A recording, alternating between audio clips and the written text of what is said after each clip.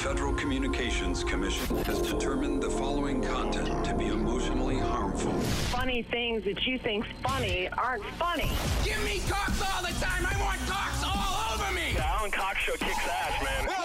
Welcome. Show me what you got. You're not going to see a lot of cocks on TV. Alan Cox from the Alan Cox Show. I don't know what it's about you, but I can't even stand your voice. I think you're the biggest asshole alive. It's going to be a great show. Let's kick it.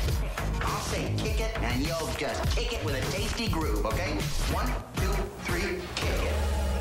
Kick it. Come on. God damn it. Could you one time kick it? What the? Alan Cox. Here we go. He'll ad-lib. He'll be fine. It's the Alan Cox Show on 100.7 WMMS.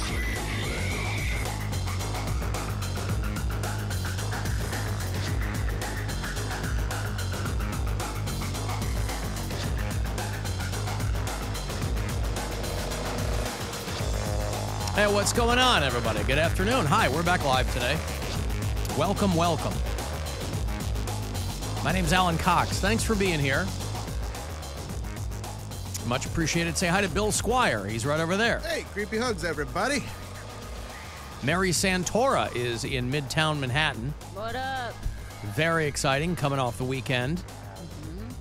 I don't know what everybody did over the weekend. I spent most of my weekend in Portage Lakes. Yeah? Yeah. Which How'd was that a lot of fun, boy. I'd never been out there before. It's a good time down there. It's so fun. The weather couldn't have been better all weekend long, so it was just fantastic. A very, very nice reception from the crowds, which was great. You know, the further out I go, I never know what I'm going to get. But everybody was great. It was a lot of fun. So still got a handful of them throughout the rest of the month. We're doing these things with Kona Brewing, and all of my appearances are out in the Portage Lakes bars. So, yeah, no, it was a lot of fun. I mean, it's a haul to get out there, but it was cool hanging out with everybody, and it was great. So, if you would like to join us today live, you can do that.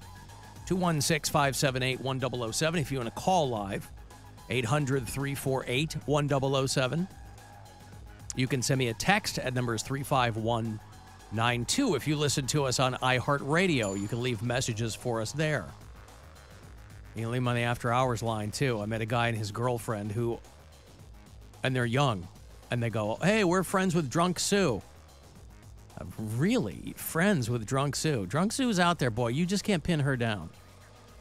Unless she's having some kind of knee surgery. Then they probably have to pin her down.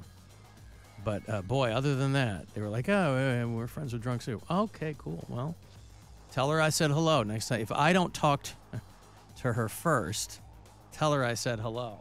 What was your respective weekends? Everybody was out doing stuff? I did the Around the Corner thing on Friday. Oh, Miss Around the Corner. Congratulations to the girl that won. Mary, were you the first person to call Bill and congratulate him upon the culmination of anything? I'm sorry? What does he need congratulations He was the for? judge. The reason that this woman is The reason that this woman is triumphant is because of Bill. Just always diminishing my accomplishments. Yeah. Here I am propping up women based on who they are, not as what they look like as a beauty, but as a personality. Mm-hmm. No, it happened all real fast. Like they trotted all the girls out in their nightwear, and they trotted them out in their bikinis, and then it was over in like 15 minutes. 20 minutes. How many contestants? 11 or 12. They did 12 girls in 15 minutes. I mean, I was kind of time traveling. I'll be honest. I don't know how long it actually took, but it was fast. Did you get to ask them questions? No, I didn't even have a microphone or anything. I was just holding up a sign that said the number. Oh. I see. It was like the Olympics. You had to hold up a number. It was fun, though. It was still a great night. Oh, I thought it was. I guess I thought came and hung out with us after that. Oh, cool. After our shows. I thought it was going to be a bit more of a production than that. No. It got, and then I had too much fun, and Saturday was just a wash. Saturday was just nothing. I didn't do anything. So that was that. Was supposed to do a show in Madison. That got canceled. Oh, seriously? Yeah, so didn't. Isn't that the one Gaylord was going to? Yeah, I didn't get to see Gaylord, but I made sure he didn't go out there. I was going to say, I hope he found out, but he was driving 90 minutes to see your ass. Right. Yeah, I made sure that they were aware. Now, do you think that what is the percentage of probability? Do you think that they canceled it once they heard that Gaylord was coming? It wasn't that. It was just summer. I'm asking. I'm out here. Summer's asking just hard Mary. doing comedy, and sometimes they schedule things like, oh yeah, we'll get a bunch of people out, and then they don't get people out. So I was like, I'm not going to go out there for, 14 people. Wow, sorry, 14 people who showed up. They didn't show up. They got notified that their show wasn't going to happen. Nobody showed up. Like, I thought you pulled a George Lopez. No. Halfway through half an hour in, you bail. Ah, man. So the show got canceled, or you canceled it? We all talked about it, and we're like, hey, this doesn't seem like it's worth it for all of us to do this. So it was like a discussion between me and the producers in the bar and stuff like that. So you said, hey, I don't want to perform for 14 people. I asked if they wanted me to. Yeah. And, they're like, well, you think we can actually make more money if we just don't do the show? I was like, fine, I'm not going to. And Mary, you know this, comedy in the summer is brutal. It's terrible. Yeah. I know that. Yes, people want to be outside. Right. And so when you do outside shows, people tend to come to those. But being in a bar, especially in Madison, where it's close to the lake, there's a lot of people that want to go down to the lake, or they want to be out, enjoying the night. Sure. Like you said, it was a very beautiful night. Then Sunday, I opened for Chris Porter at Hilarities, and that was a fantastic show. And he is just one of the best comedians working today. He's a funny dude. He's so funny, and his writing is so tight and so precise, and I just love watching the guy work. Where's he from? Kansas City? Kansas City. Yeah. Well, outside of Kansas City, because one of his best bits is him talking about when he worked at Best Buy, trying to sell computers to farmers in the 90s. And like that's why they made all those gateway boxes covered in cows. I'm 16 years old trying to explain to a farmer why he needs a computer, and then where he talks about in the moment where they found out the monitor wasn't included in the price. Oh no. No, that's sold separately, sir. Yeah.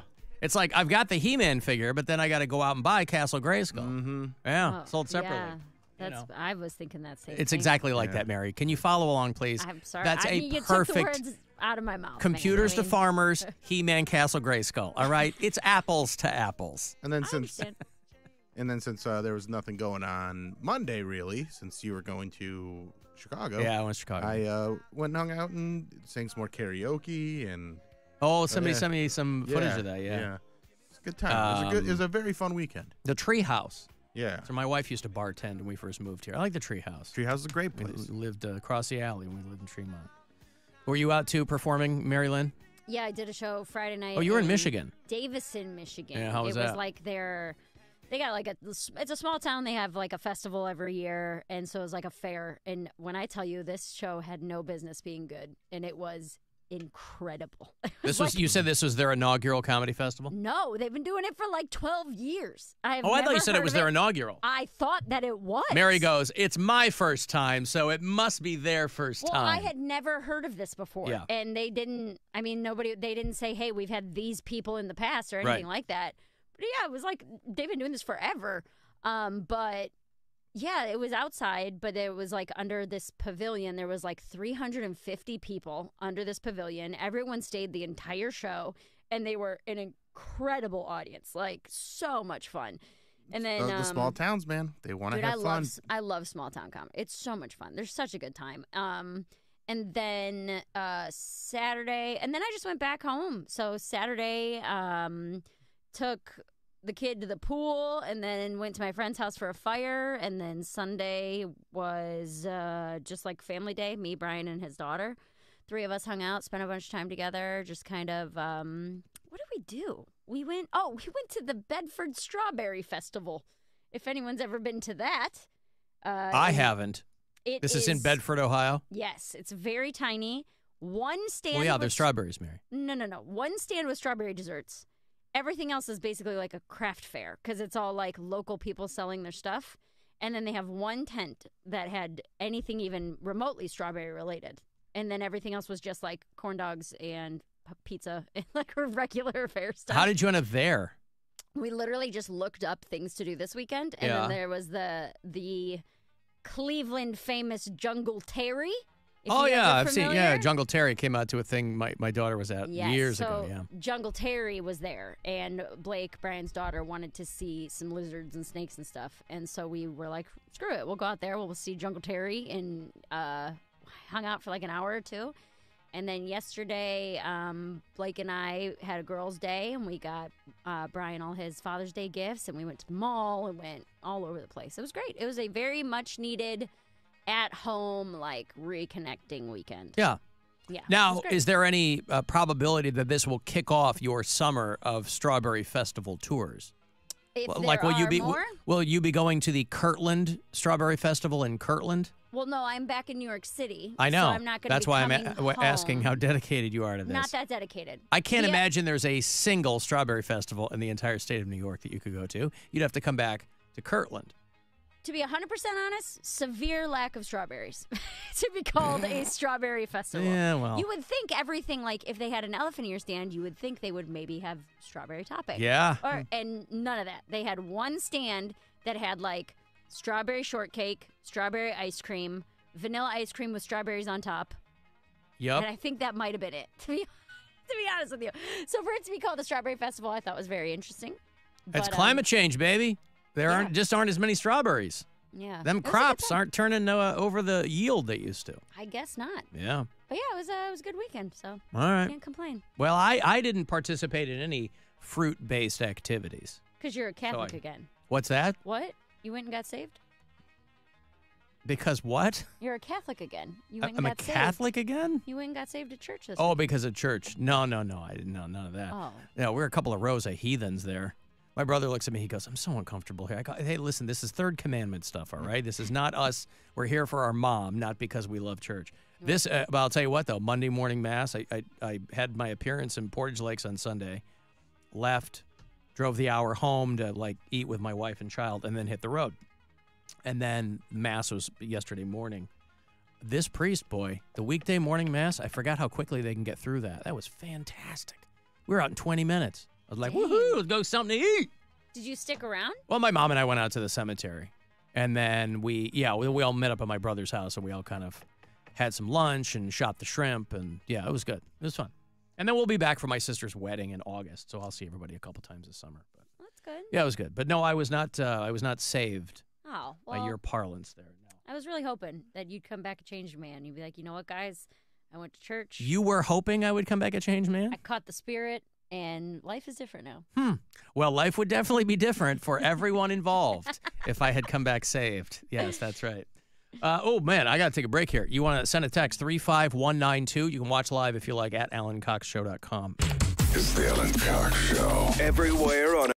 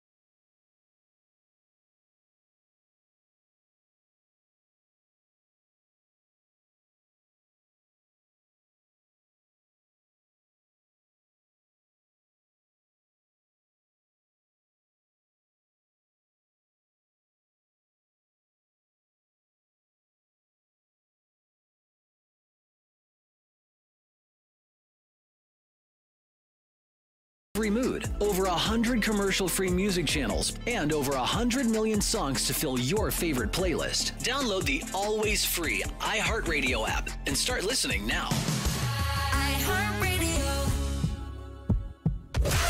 Did you miss us? 'Cause we missed you. Well, not Jerry from Willoughby, but the rest of you. The Alan Cox Show. On 100.7 WMMS. Let me take you down, 'cause I'm going to Strawberry Fields.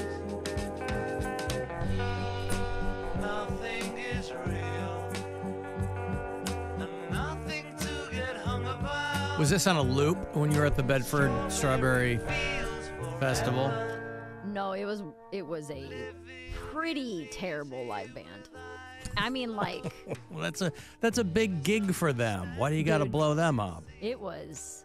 We Don't were name sitting there, check them. Don't you dare say I what. don't even know what their name Oh, was, okay. but we were sitting there, and I was like, this might be some of the worst live music I've ever heard. Well, listen. This is wild. It's But it not was easy to hilarious. get that coveted Bedford Strawberry Festival spot. I see that. They really went in on it.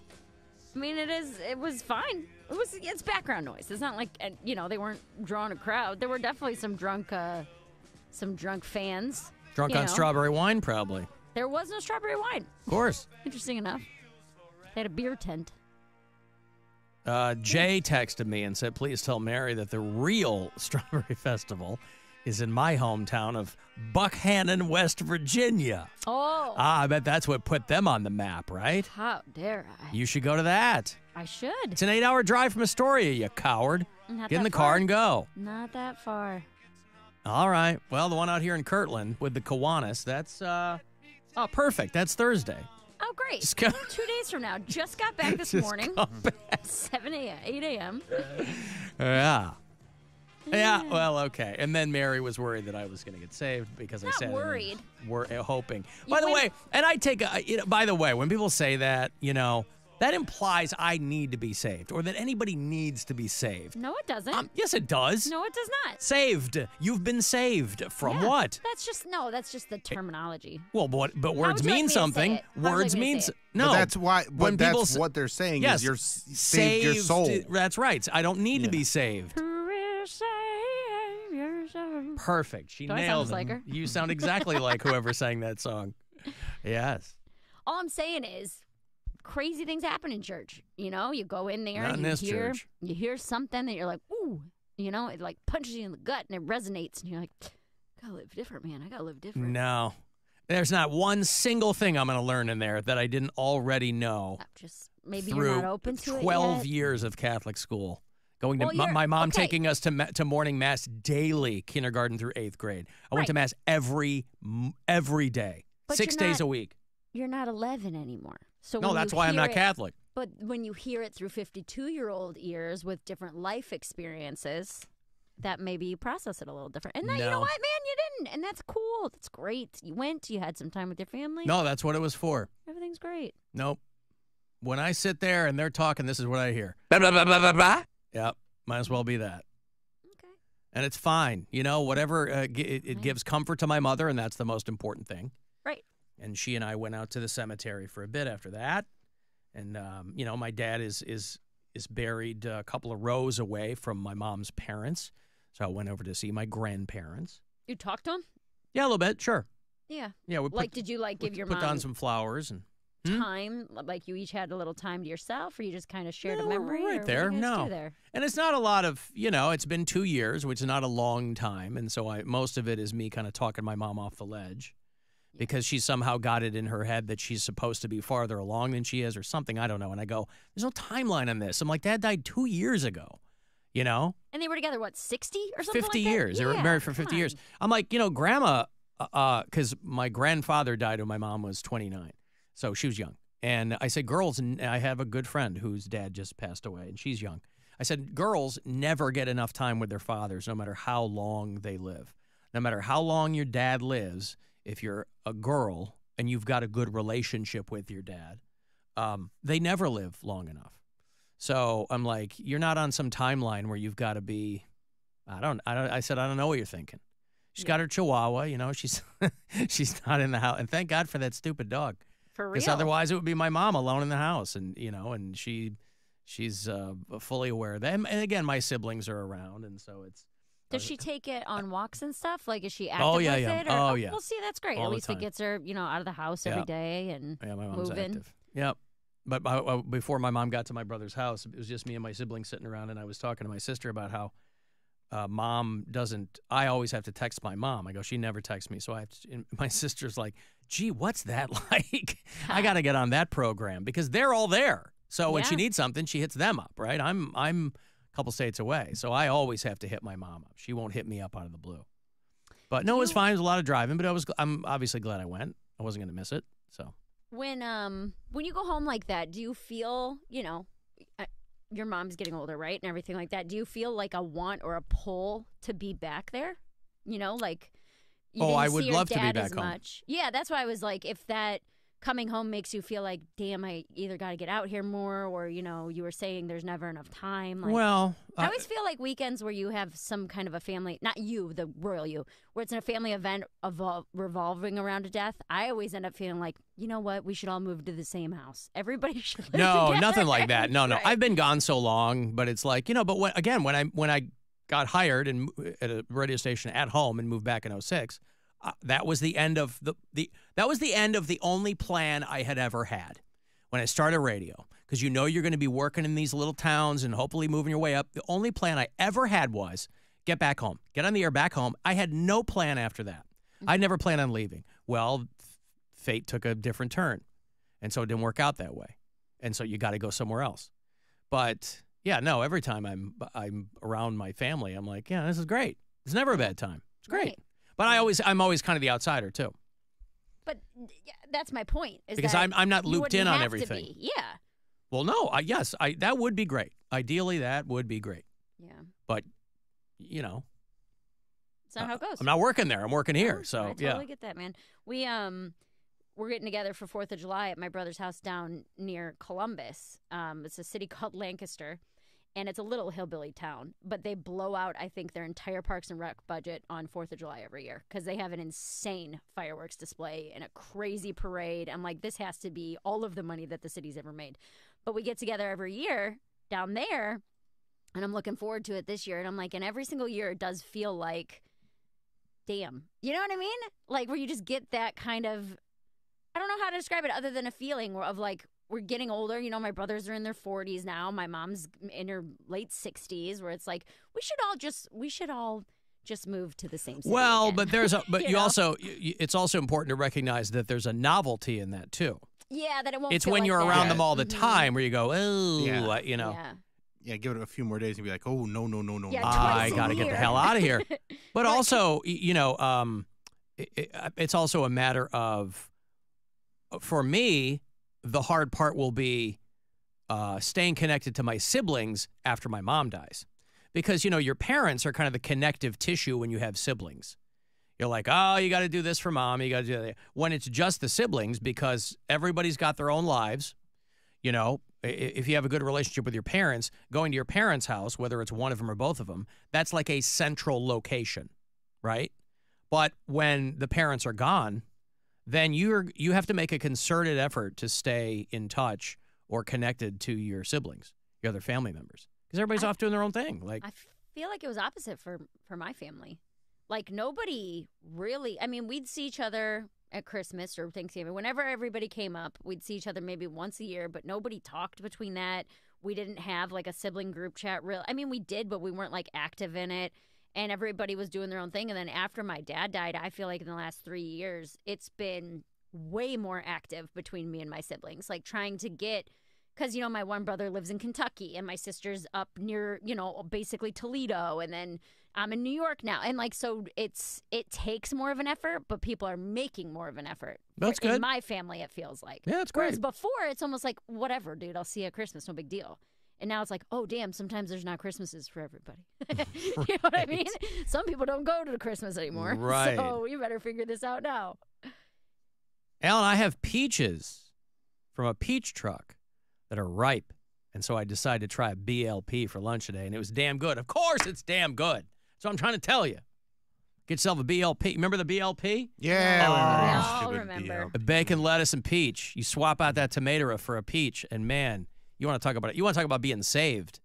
You want to talk about being saved from boring sandwiches. There it is. Shout out hallelujah with a bite. Shout out hallelujah. There was somebody, people who post like clickbaity questions all the time on social media, pop culture ones, not political or anything like that. And one of them was, what was the first movie that made you cry? And it was E.T. for me, which came out 42 years ago today. The E.T. movie, boy. My parents took us because they had been running the commercials for E.T. nonstop. And how old was I? I was about to turn 11. And we wanted to go see E.T. And every kid who saw that movie, because they made it happen, boy. They made sure everybody was crying in that movie theater. Like, grown-ups were crying, because there's a bit of a bait and switch with that movie.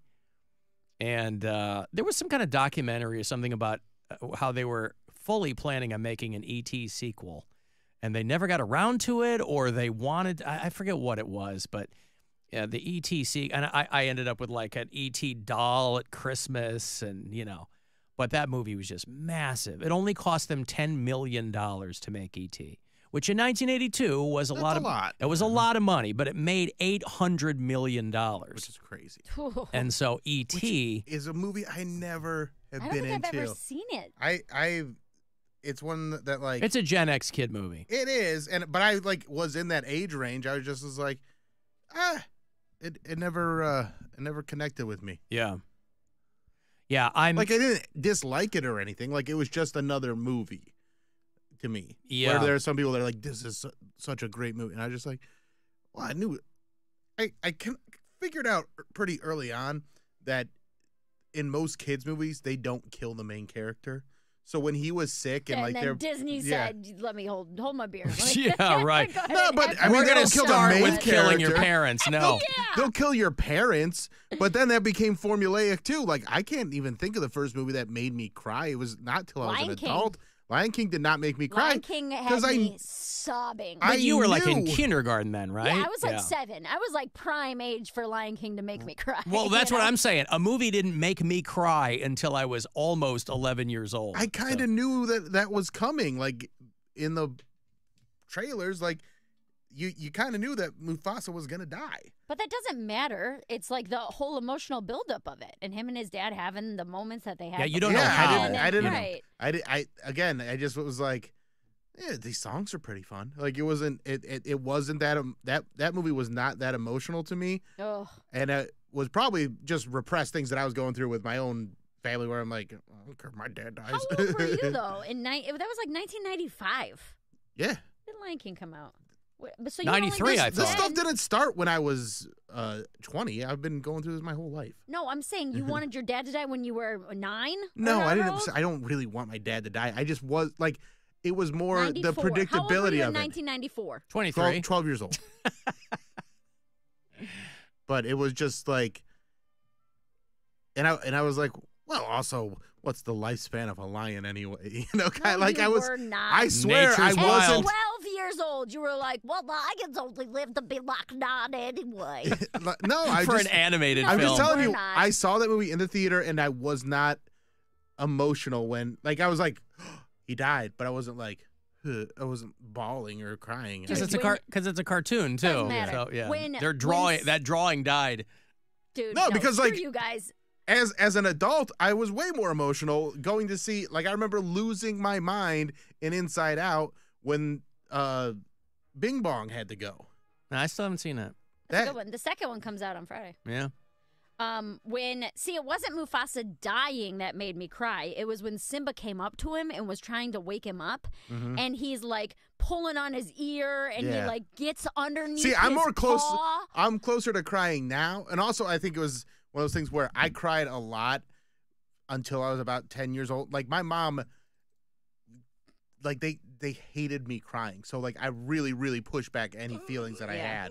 Whereas, like, I can't cry. You're not supposed to cry. You're a boy. Boys don't cry. That kind of thing. Hey, Robert Smith said it.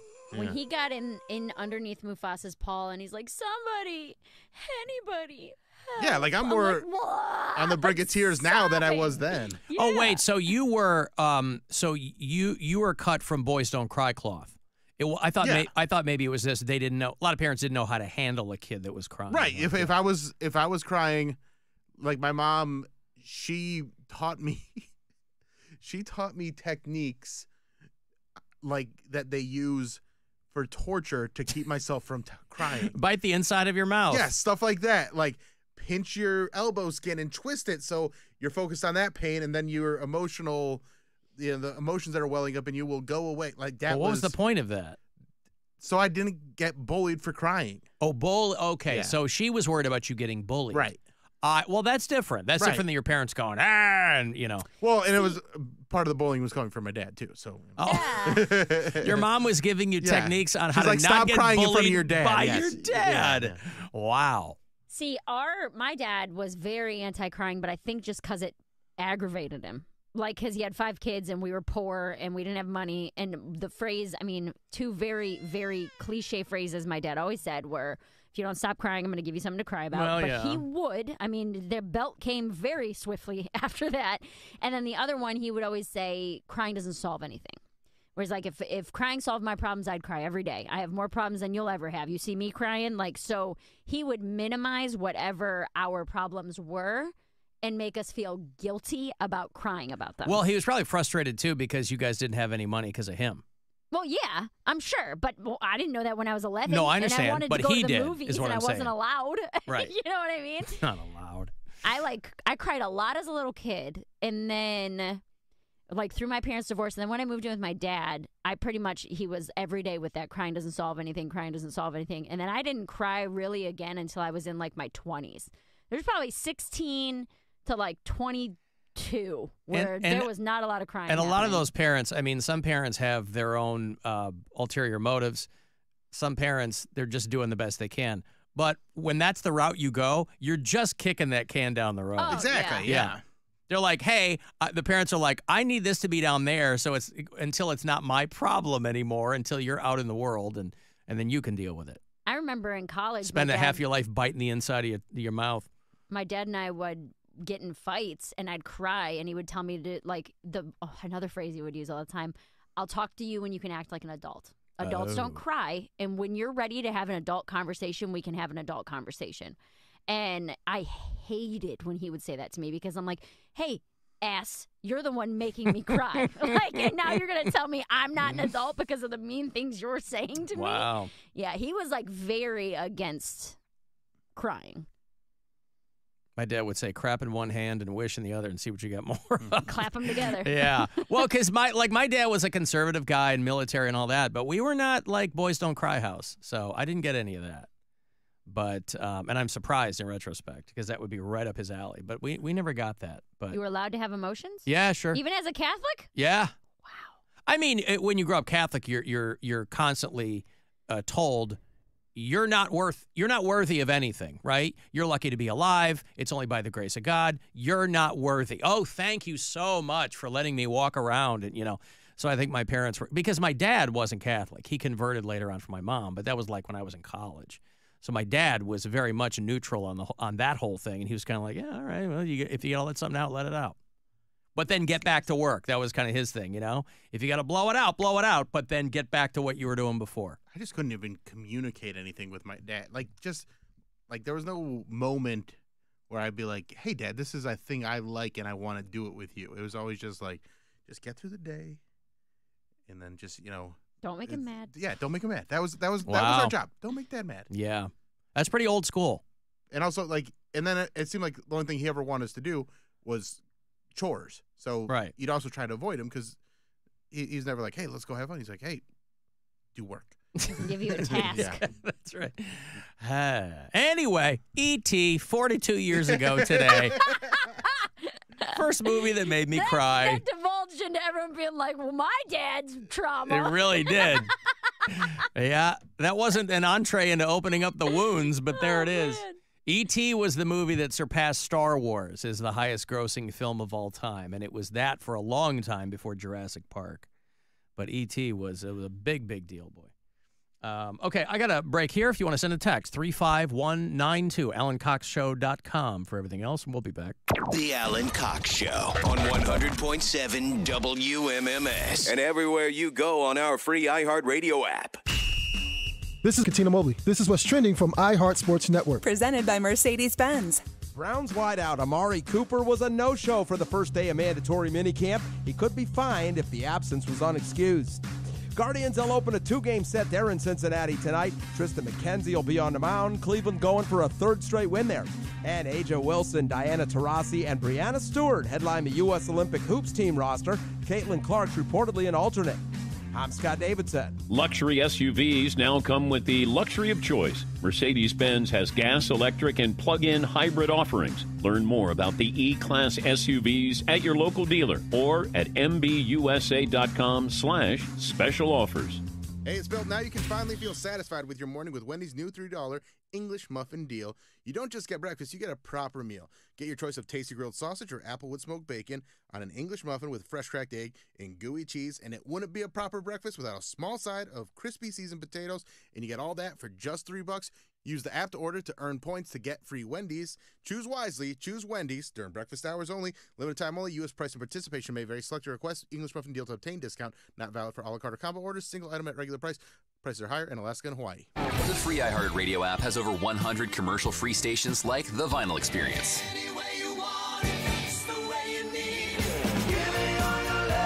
Just search Vinyl Experience and listen now on your free iHeartRadio app. Free never sounded so good. With T-Mobile, you can get tons of benefits and still save, because nobody likes having to choose. It's like getting romance and sci-fi. I love you. Also, I'm a robot.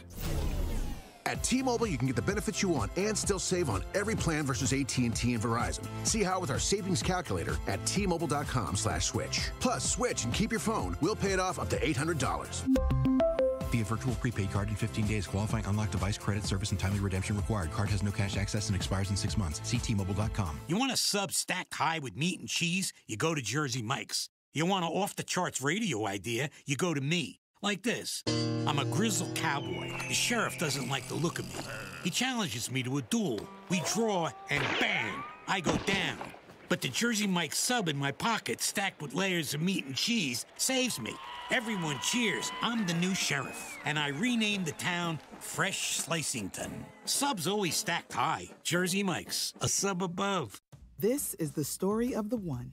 As head of maintenance at a concert hall, he knows the show must always go on. That's why he works behind the scenes, ensuring every light is working, the HVAC is humming, and his facility shines. With Grainger's supplies and solutions for every challenge he faces, plus 24/7 customer support, his venue never misses a beat. Call quickgrainger.com or just stop by. Grainger, for the ones who get it done. Franklin University makes it possible. Get the skills you need to succeed at Ohio's #1 nonprofit university for online degrees. Franklin's accelerated master's degree programs in business, healthcare, technology, and education put you on the fast track to advancement or a career change in as few as 12 months. And our tuition guarantee lets you lock in what you'll pay from your first term through graduation. Get started this summer at franklin.edu. Franklin University makes it possible.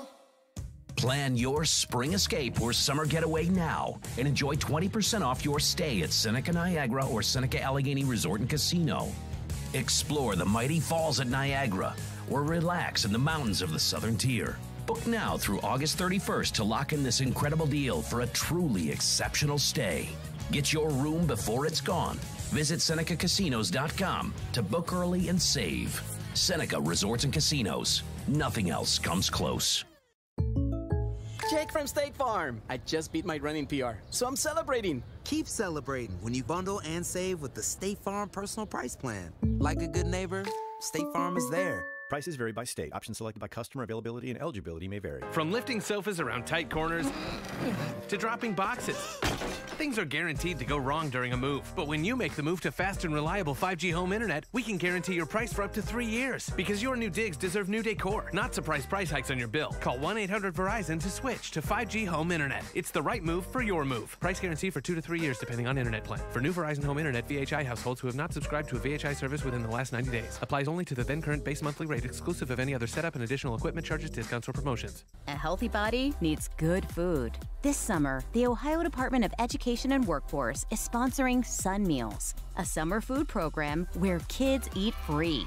Children under 18 receive healthy meals and no sign-up is required. Locations may be right in your neighborhood. Call 1-866-348-6479 or visit education.ohio.gov/kidseat for meal locations and times. That's education.ohio.gov/kidseat. If you have a plumbing or AC issue, who do you turn to? Consider Jackson Comfort. At Jackson Comfort, when you call before 2 p.m., you'll get our same-day service guarantee. It's our Jackson Comfort promise. Your repair done that same day, and at no additional cost to you. Call Jackson Comfort or check us out online at jacksoncomfort.com for your heating, cooling, plumbing, and drain needs. I'm Doug Jackson with Jackson Comfort. That's my dad. Proudly serving you for over 95 years. We love our neighbors.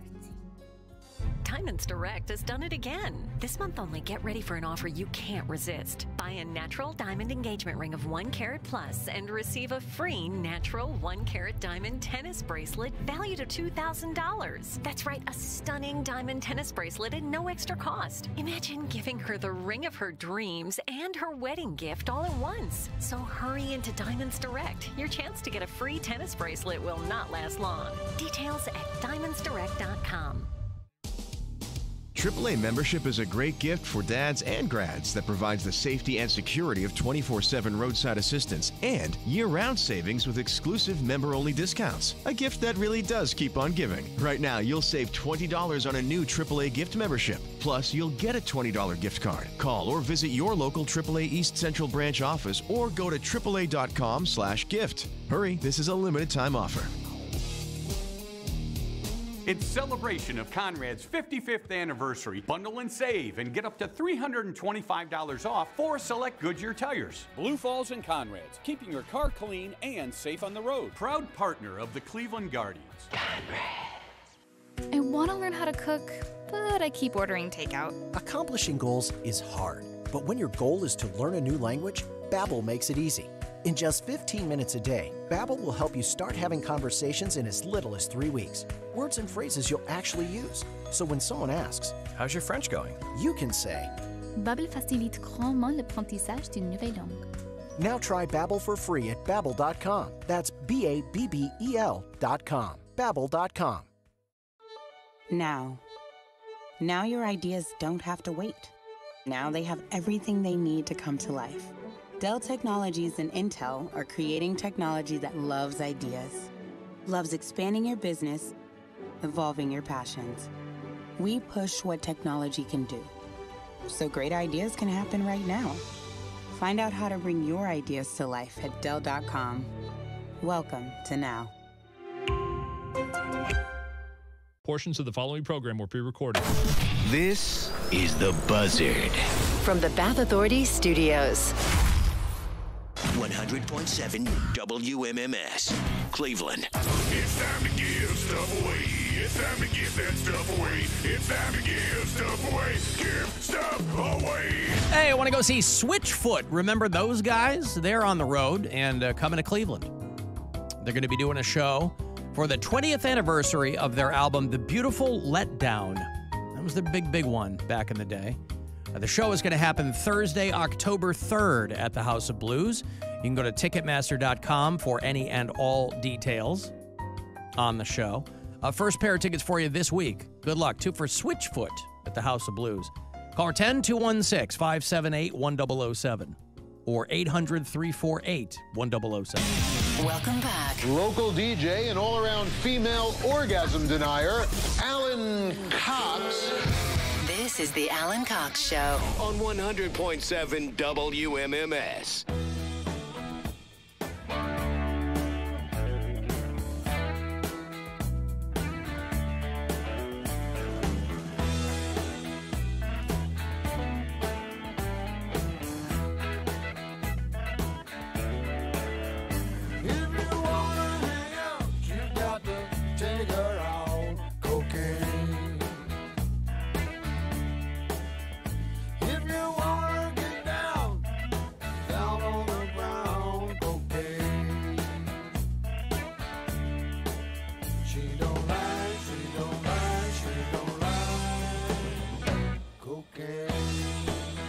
I always wonder what happens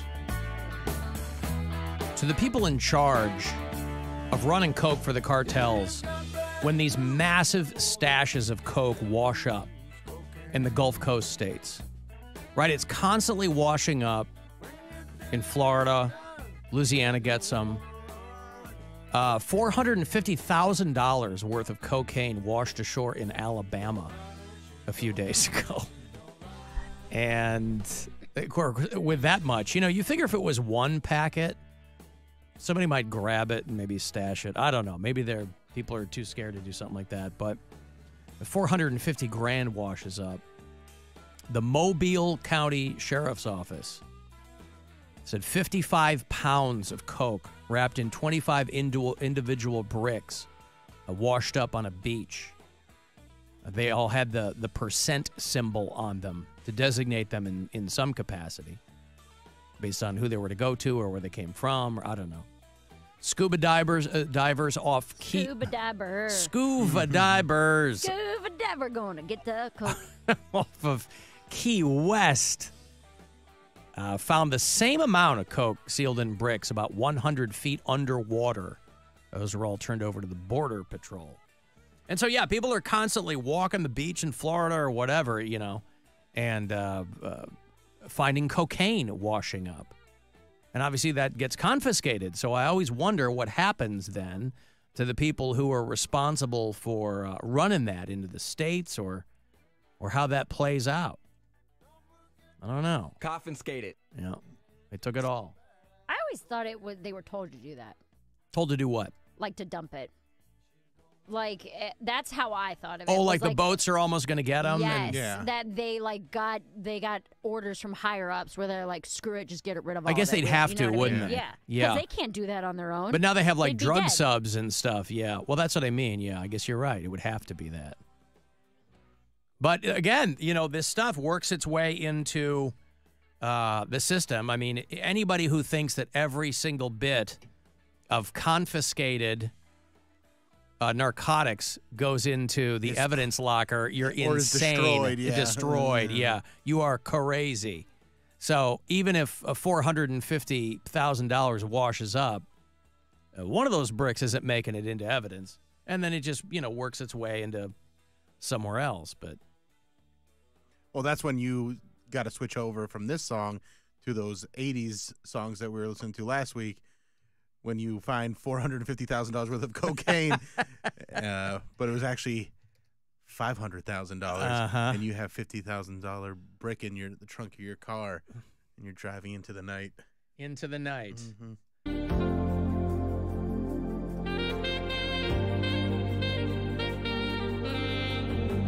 What am I going to do with all this cocaine?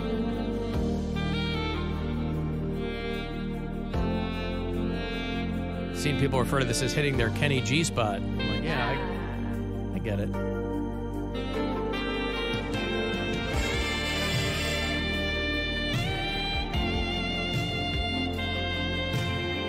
That is some sweaty sax, boy. Oh, yeah. Sun City 80s there on Instagram. That's great. I was listening to some of that on my way to Chicago on Sunday evening. Because I'm going west, sun's going down, right? Sunset, like 8:45 or whatever.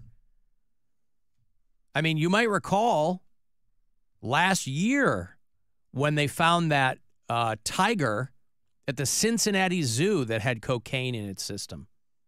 And everybody was making the cocaine bear joke because that had just come out.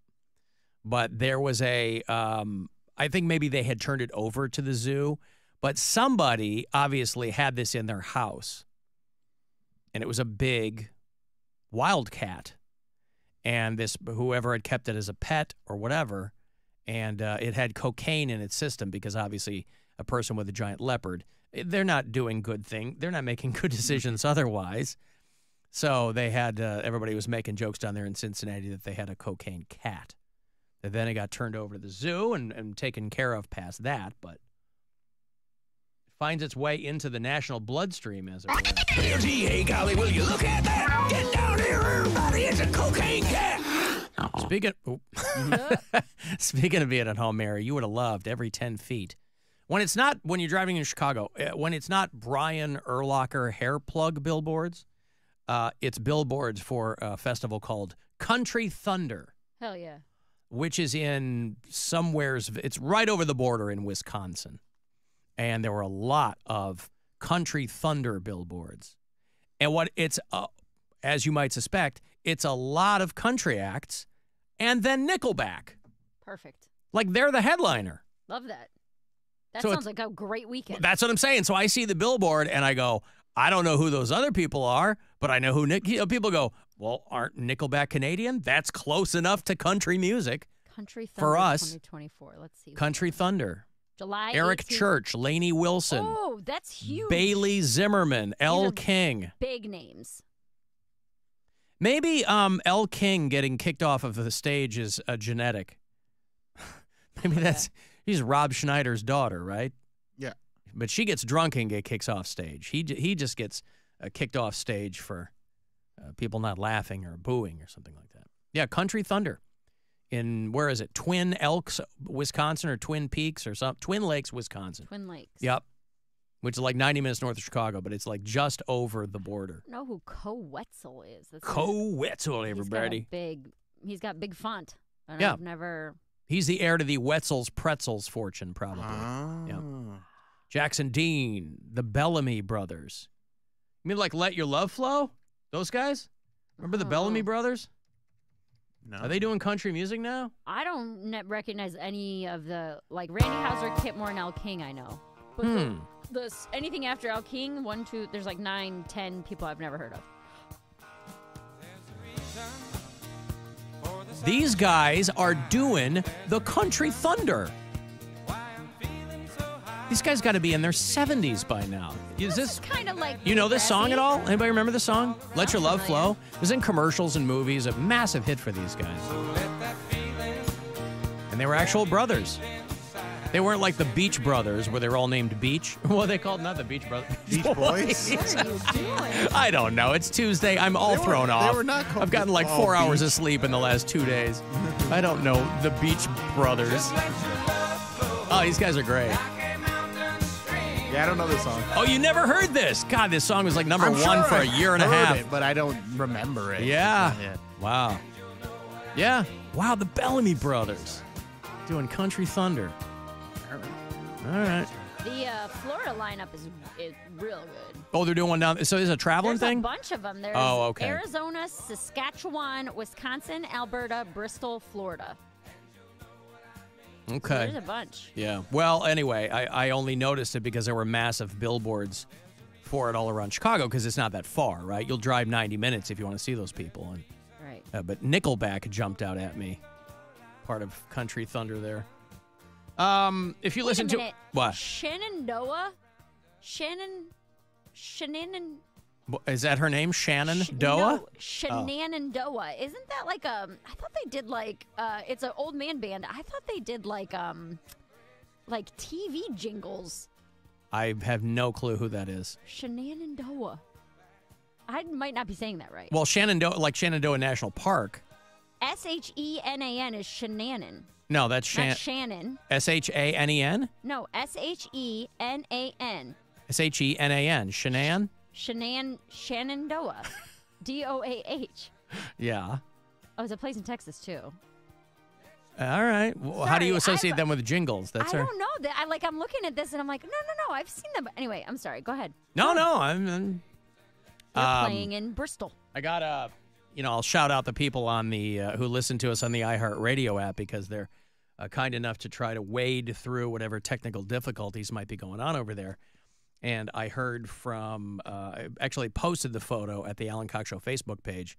I got a message from Carrie, who listens down in Cumming, Georgia. And, of course, they have all kinds of local merch to that effect. The local Walmart has got the I Love Cumming mugs and shirts. And yeah. So Carrie is our sole bureau chief down there in Cumming, Georgia. And she said that she had fallen by the wayside on the show, but she had fired it back up again and was very happy to be back. And then we got a postcard from Bob and Jen, who listen to the show in Astoria, Oregon. You know, Mary Santora lives in Astoria, Queens. Right. All the way across the country, there's an Astoria, Oregon, and that's where Bob and Jen live. And they, thanks for the shout out on the air the other day. I guess I mentioned them. We just had our firstborn 2 weeks ago, named Rosa. And listening to you rambling away has actually been helpful on those sleepless nights. I really have to pre-read these. Anywho, keep up the good work. Hate the show. Bob, Jen, and baby Rosa. Aww. They are in Astoria, Oregon. There you go. This baby Rosa. Postcard. So, thank you. I'm still a sucker for physical mail. And there's some of that. Yeah, so I don't know if there's a Country Thunder near here. Maybe Wisconsin is the closest one. Didn't sound like it. Yeah. If somebody wants to go to Saskatchewan. No thanks. But you never know what people are into. But they must have thrown Nickelback a big old bag of money to do that. Be like, yeah, it'd be us, because it's not like that crowd is not going to like them. It's a perfect marriage of. Oh, it's great. Yeah. They're going to do great. There's some breaking news in the food world, by the way. Exclusive news update. They have banned Joey Chestnut from this year's Nathan's hot dog eating contest. And hot on the heels of his primary competitor retiring. Right? Yeah, Kobayashi just retired. Kobayashi just retired. The field was wide open. Joey Chestnut, usually like the perennial competitor out there. And no wonder this guy can eat so much, man. His teeth are all over the place. Good for him. Gives him a lot of coverage. But he's they're not letting him participate because I guess he has a deal with Impossible Foods. He signed a deal with them, and that is a rival of Nathan's Hot Dog. Oh. And so they're not going to let him compete. Makes sense, though. I guess that maybe that's something that you'd look into. I don't know what you get. Obviously, they're paying him more money than he would have made winning. I don't know what you get winning the Nathan's hot dog eating contest. I don't think you get whatever. Yeah, I don't think you get a ton. Maybe he starts his own contest, but it's vegan dogs. Ooh. Vegan hot dog eating contest. The winner will eat 3. You might be on all-time record. Right. Yeah. Spend the rest of the day on the toilet. In addition to being a 16-time champion, he has won the contest every year since 2016. Oh, dude. Simply no way to know how many years that is, but yeah, every year. You get $10,000 for winning the Nathans. First, so all right, well, they're paying him way more than that with Yeah. Impossible Foods, yeah. It goes 10, 5, 2,500, 1,500, 1,000. So top 5 all get money. A representative for MLE, that is Major League Eating. Oh, God. For those of you who want another reason to be depressed, said that the organization has gone out of its way to meet his demands over the years. They let him participate in a rival contest that was going to be filmed by Netflix as long as there was no hot dog brand mentioned. But him choosing to be the face of a different brand, that just means Nathan's they were happy with all the free advertising that he gave them. Mm-hmm. But sooner or later, you got to pony up, brands. That's on them. That ain't on him. They got a Nathan's stand at Crocker Park. I don't even know if that thing is still open. Every time I drive by, it's closed. I don't know if they do any business there. Maybe it's a daytimer. I don't know. I think it's just like a Friday and Saturday thing. You think so? Or like maybe Saturday, Sunday, when there's more foot traffic there.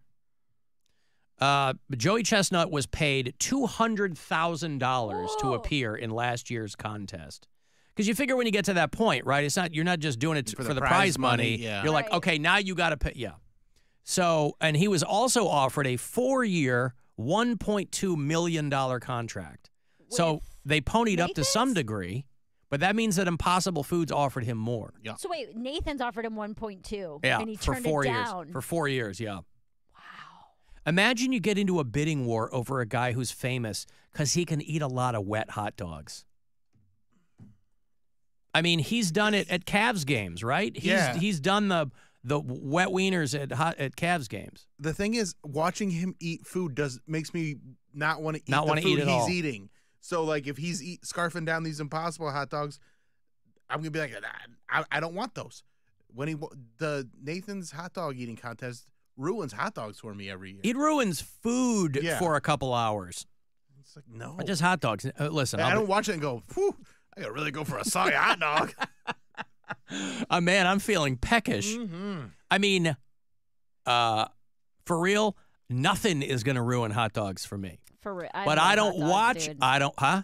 I love hot dogs. Of course. They're I love so hot dogs, good. But I don't watch this contest. But I've watched it a bunch of times, and like it's one of those things where I'm like, not feeling hot dogs for a few weeks. Yeah, I feel like if I've watched it once, I've watched it plenty of times. But I love the statement that Major League Eating had to put out.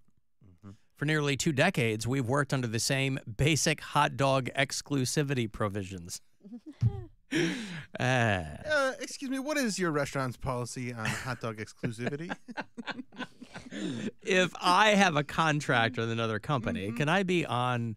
Hey, listen, we have to contend with that. There's brands that we endorse. Oh, yeah. And we I can't... hope this is drama, though. We can't have a photo of some... Yeah. They're like Joey Chestnut seen at a Coney Island. Yeah. You know what I mean? Reportedly, they do not serve Impossible Dog. News at 11. Yes, and he's like wrapped up in some scam, some Yeah. heist. Yep. Well, we'll keep you up to date on that crisis, I guess. But there's also a lawsuit over at Cold Stone Creamery, which I think I've only been in one or two my whole life. We went into one when we were in Orlando this past spring for spring break, went into a Cold Stone. But before that, it had been a long, long time since I've been in a Cold. It's just never on my radar. There's one 2 blocks away from me that's open until midnight. Really? Mm-hmm. That'll get me some late nights if I'm like coming home from shows, and an ice cream place open at 11:30 at night. God, like, yeah, midnight. I'll God pop bless. Pop in and get a little diarrhea before you go to bed. Yeah, why not? Do they have vegan flavors or like? Yeah, they have chocolate. That's it. So I have to like really be in the mood for it because they don't have a lot of things I can have. I'm like, oh, I need a little chocolate cone.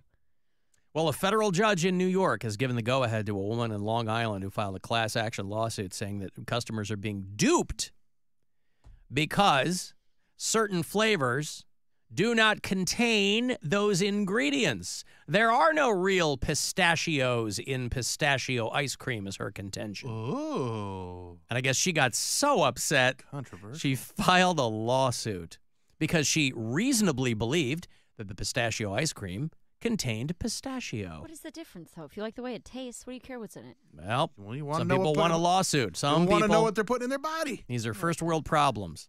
Yeah, I'm sure this is a real health nut over there at Cold Stone.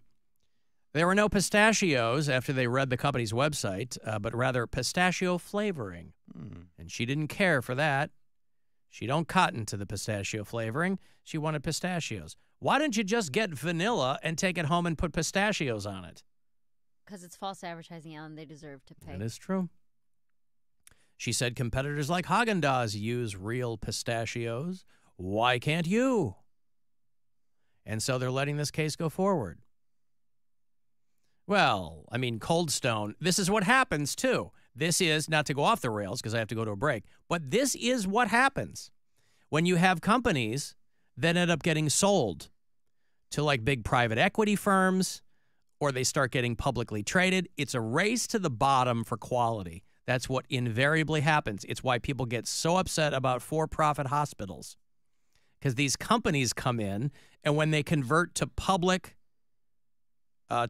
ownership from public, the only thing that they're expected to do is increase the profits.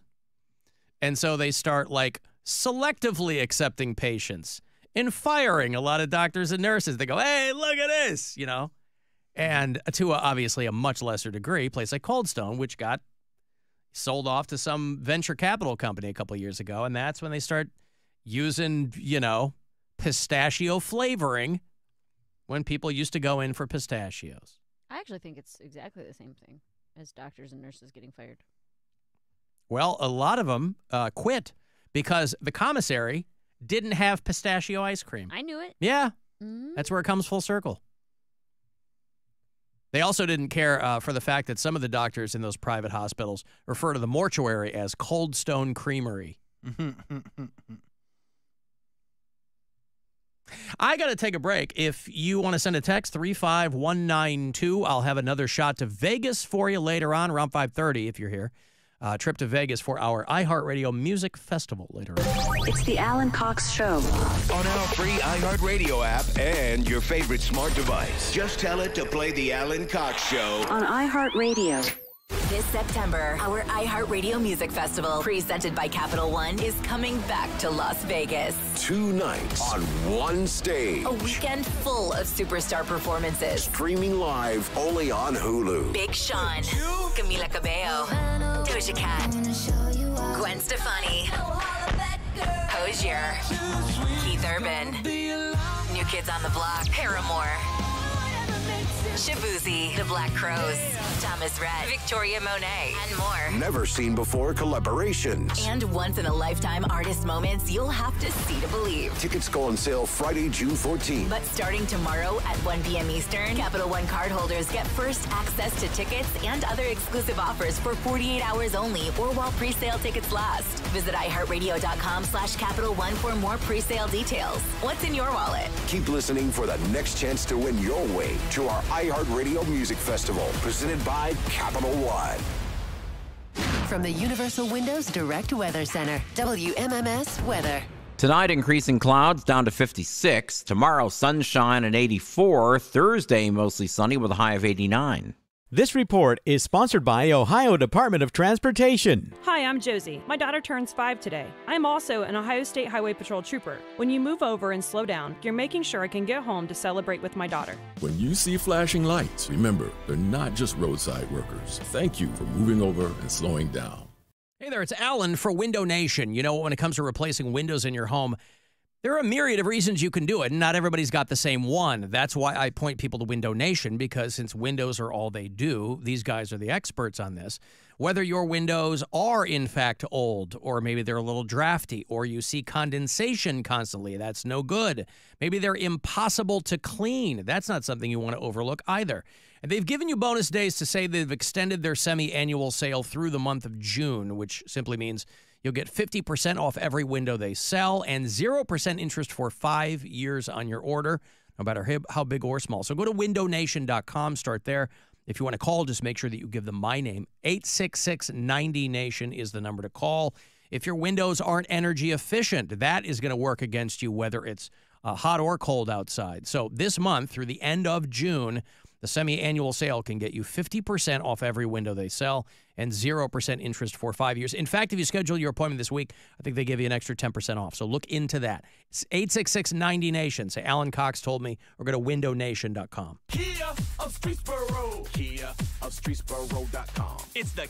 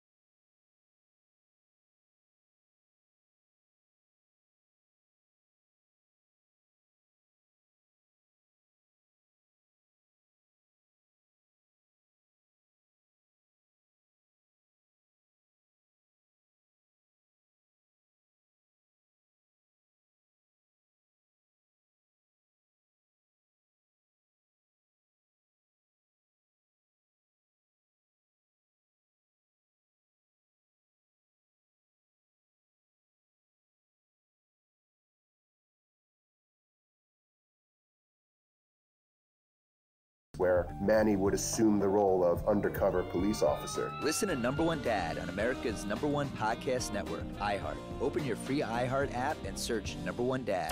It's time to give some stuff away. Now it's time to give some stuff away.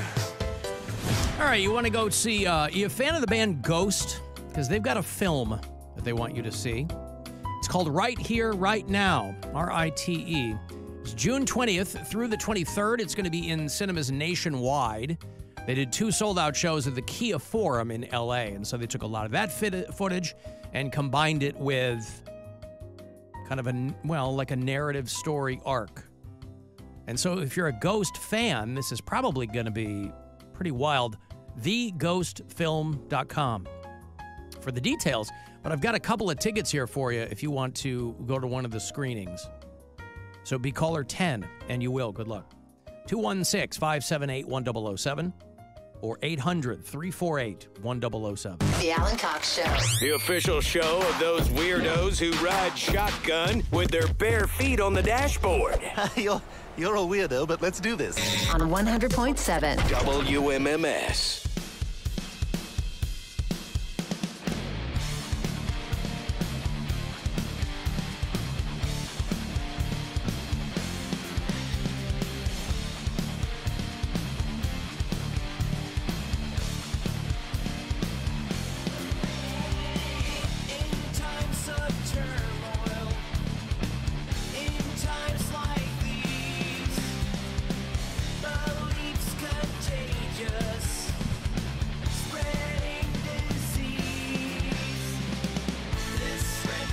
Well, if you like a lot of theatricality in your arena rock, you're digging on Ghost, boy. But I'll have those passes for you the remainder of the week. Just Swedish Kiss. I mean, what, just because of the makeup? And then the music being way lighter than the themes of the show. Yeah, but I feel like they used to be, when they were Ghost BC, I feel like they were heavier before they had to change their name. But I don't know. But, I mean, people who are into that, nobody is middle of the road on Ghost. People are into that band or it's not on their radar. I'm kind of in the latter camp. I dig them. They're okay. I mean, I've seen them live. Oh, have you really? And they were good. It was at Sonic Temple, and yeah, it was a fun show. They're not something I listen to regularly, but I had a little bit of a Ghost phase. Okay. Got a hardcore show last night. Who was playing there? I don't know. Butt and Fart and Blood Fart and I don't know the band. Wait, Butt and Fart took Blood Fart out with him? Yeah. Man, that's a good line. I didn't catch and the Nickelback names of them. And the Bellamy Brothers. I was there because it was my Where was friend's this? No birthday. Class? Yeah. Yeah. It was fun. Like I had an okay I love time. that place. Yeah. I always love that place, but it's just so terrible.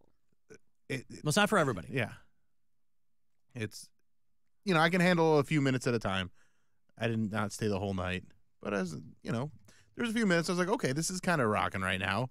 And then but yeah, the screaming just is It's too much. not it. Magnitude, Combust, Balmora, Live It Down, and Grudge. Yeah. Local bands or no? I think a few of them are. I know Grudge is a local band. I don't remember the other ones that were local. I feel like you've been going out a lot lately. Well, why shouldn't he? It's summertime. No, I'm just saying, you're out living your life, man. I feel like every day you're like, oh, I was out last night doing karaoke. I was at a band. I was out doing this. Like, you do a lot of things. I do a lot of things. What should he be doing? I'm not saying anything. I'm just making a statement. An observation. Yeah. It seems that he's been going out more lately than before. Now, tonight at No Class, it's Whoop Whoop Tuesday. Whoop Whoop! Whoop Whoop. If you're into ICP. Juggalos be tripping, yo. Free Faygo dogs. Nice. They probably, please tell me they poke holes in them and then dunk them in a giant pitcher of Faygo and then grill them. And they'll do face painting, too. So congratulations to all the juggalos in the area. Tonight there at No Class. Hashtag not an ad. But Bill was there last night. Do you want to see some of Bill performing karaoke, Mary? Why would I want to see that? Well, somebody sent it to me. Or I can send it to you so you can also see it, Mary. Oh, thanks. So you can.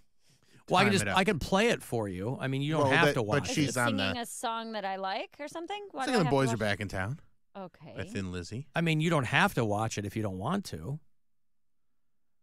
Son, this person posted it to YouTube? I think that was just the easiest way to share it. Oh. I think it's like a private. So it's you singing Thin Lizzy. Yeah. Am I waiting to play it for Mary, or am I'm going to send it to her so she can see the. Do you like split your pants open or something or throw No, up? I just- Why is this such a big deal? I don't know if we're going to play it and you want to. I guess you don't really need to see it. Well, that's what I'm saying. She can hear it. Yeah. You know. Yeah.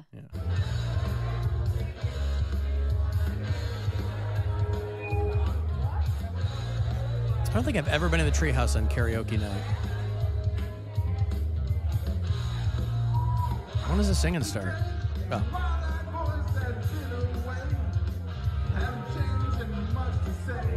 How many drinks had you had by this? What part of? Let's set the table for me here.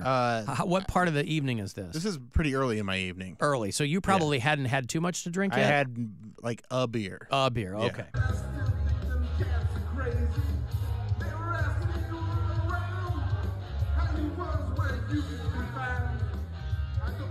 The Misney shirt's doing all the work, really. Oh God, this is really bad, Bill. Yeah, I never It's said not it was great. good. It's, I never said it was great. No, but I've heard you do karaoke and you're like kind of belting it out. Not really. This sounds like you never heard the song before. I've never sang that song before, so that was the first time doing that one. Now, how did you land on "The Boys Are Back in Town"? It's just a great song. Yeah, it is. So I know. just was like, you know what? I'll do "Boys Are Back in Town" by Thin Lizzy. Yep. Did you say this is a tribute to Phil Lynott, the No. late great? No, I didn't do that. No. But Let's see how close Bill's is to this one. it's not close at all. Play it on top of Pretty the- bad. She's like all the way on top. Mm-hmm.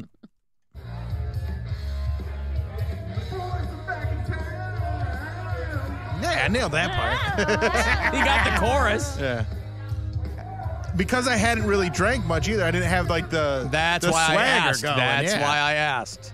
I'm like, this There's had like to be there's early. a sweet spot where I'm like kind of okay, but I'm not a singer. I can't imagine this gets better with alcohol. I get a little If more that's what you're confident. I'm a saying. little bit more. There's more swag to You're it. saying the performance gets better. The voice doesn't change. The voice gets a little better. I feel like more It relaxed. sounds better through your drunk head. But also, I just don't know how to this is a hard song to sing for me, so I just didn't do good. But whatever, it was fun. Now, did you sing another song? The more you had to drink.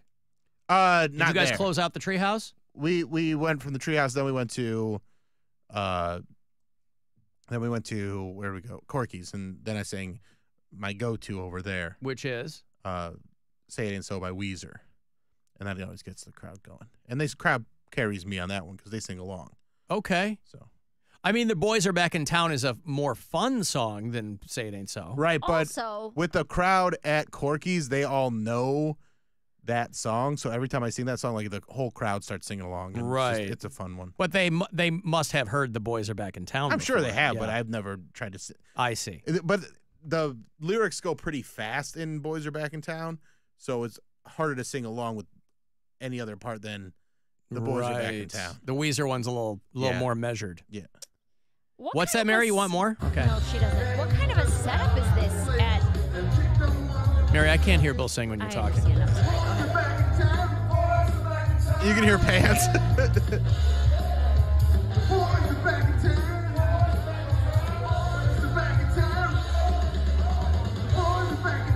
All right, so what was your question, Mary?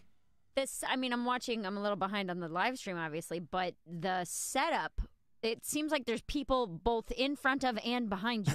Well, there's a DJ in the corner, So right? there's a And DJ in the corner. High tops. Dude, I Usually think when Ryan. you do karaoke, I feel like your back is to a wall and you're performing it out. This seems like they just kind of plopped you in the middle of the bar. Yeah, it's kind of like there's a screen in front of you.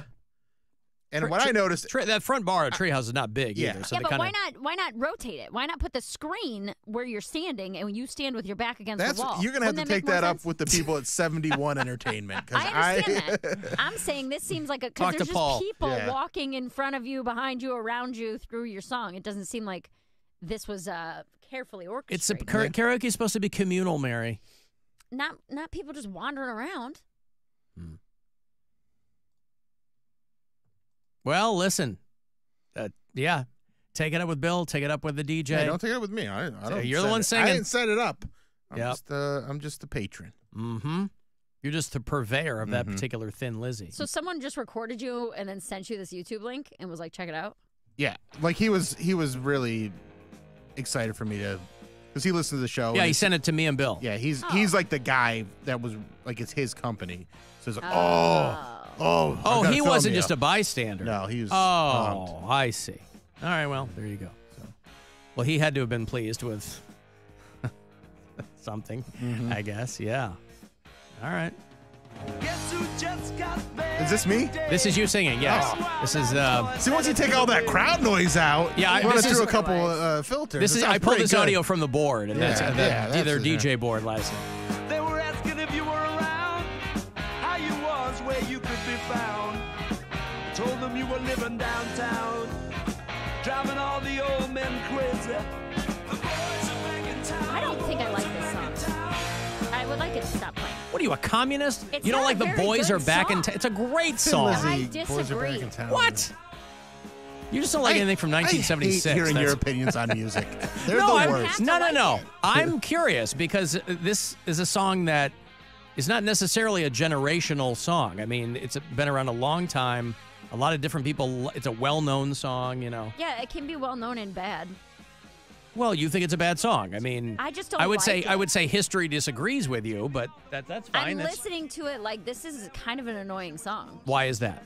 Because it's like, I don't know. It makes me want to make the face that I'm making right now. I just like, I am listening to it like this isn't a very, I would never. This guy's ever dead. Does that make you feel better? seek this song out, ever. I would never Such a be like, great what do I want to listen to today? The boys are back in town? This feels like 50-year-old dads drunk on a golf course. Well, Yeah, it's 'cause the boys are back in Yeah, it definitely leans that way. I mean, it's from 1976, so it's. How about Jailbreak from the same band? think Would I like this Jailbreak blow your skirt up? You might not Probably like not. Thin Lizzy.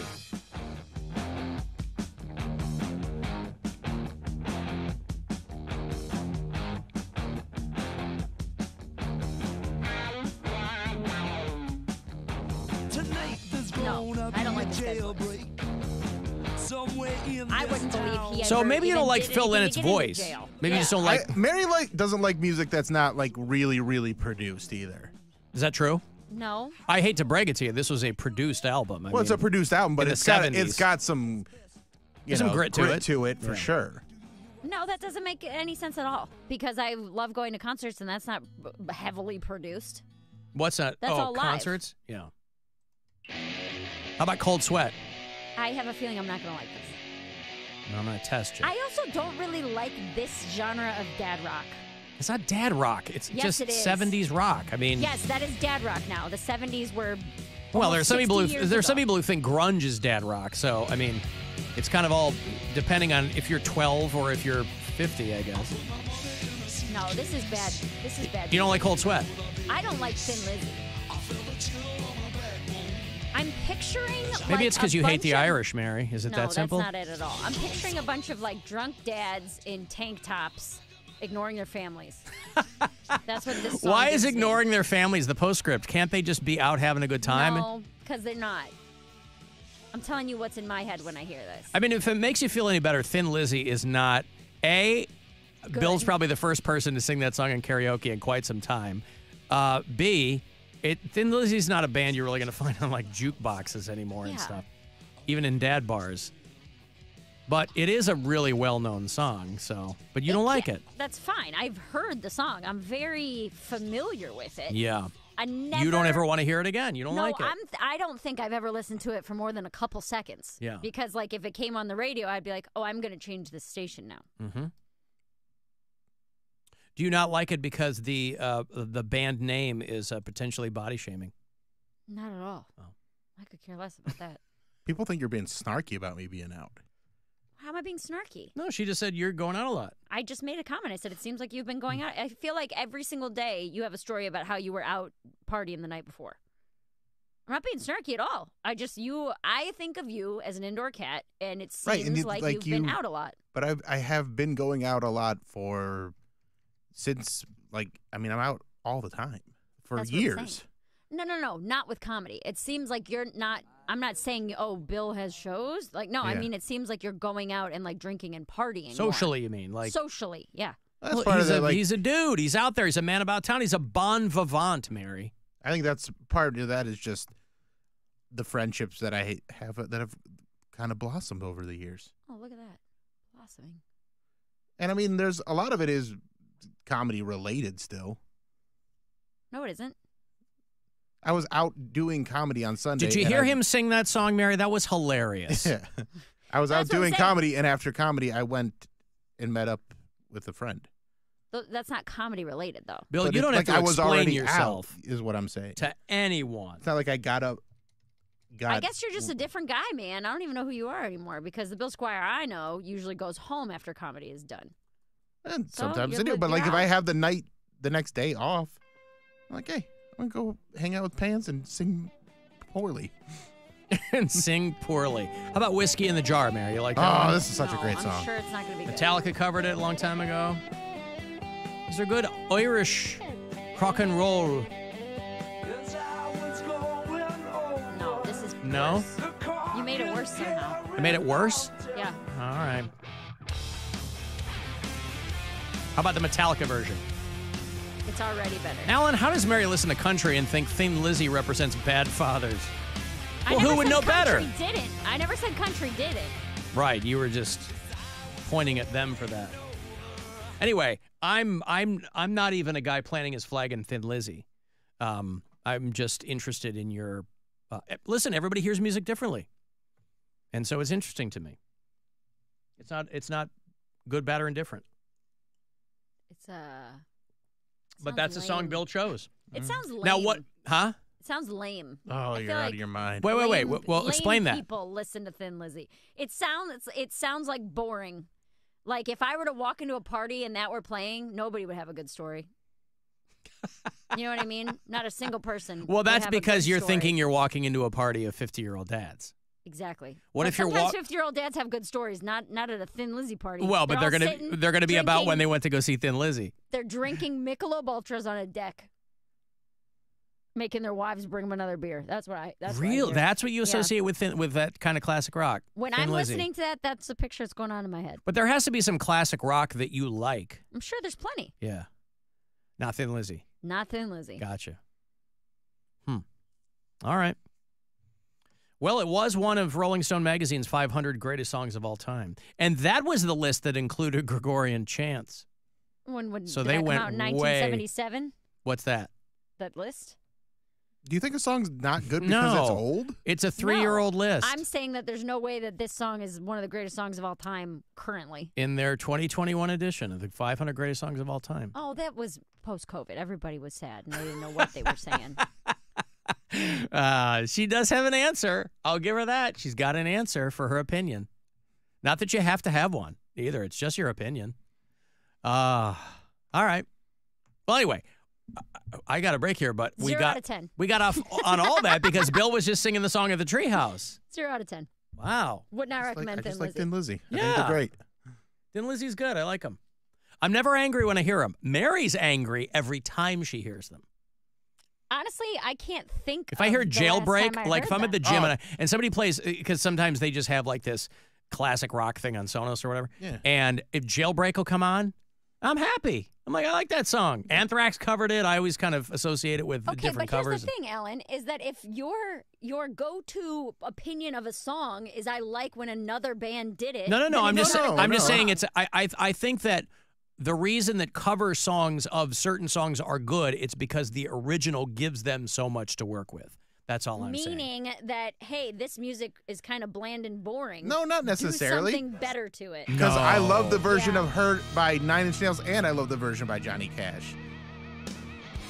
I love Boys of Summer by Don Henley and the Ataris. Like, Well, I got to part company with you there. well, but, which one? that's fine. You know, like the Ataris or the Don Henley? I like the Henley version. Yeah. You don't like the Ataris version? No. Great.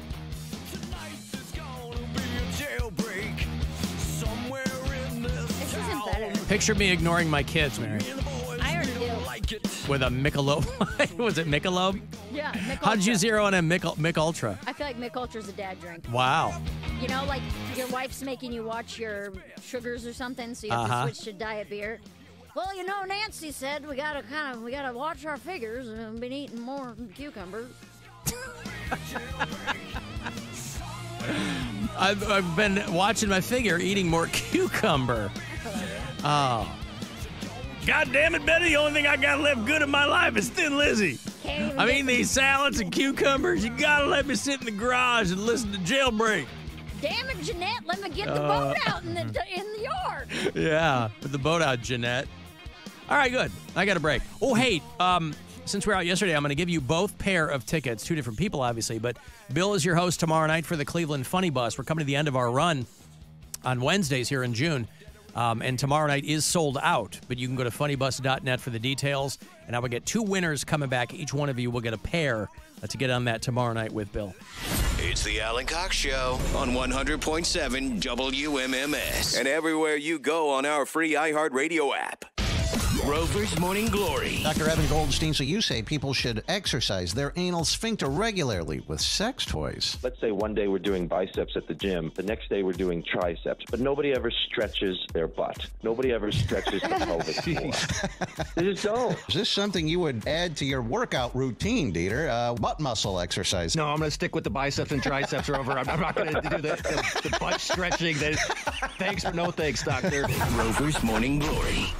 Weekdays on 100.7 WMMS and 24/7 on our free iHeartRadio app. Your afternoon drive is brought to you by the Ken Ganley Auto Group, Ohio's #1 automotive retailer. With T-Mobile, you can get tons of benefits and still save because nobody likes having to choose. It's like getting romance and sci-fi. If you're looking for the most epic place on Earth, let's start at the base of a massive waterfall. Then trek through the thick jungle. Then climb to the peak of a snowy mountaintop. Then once you get there, keep going. Because with intelligent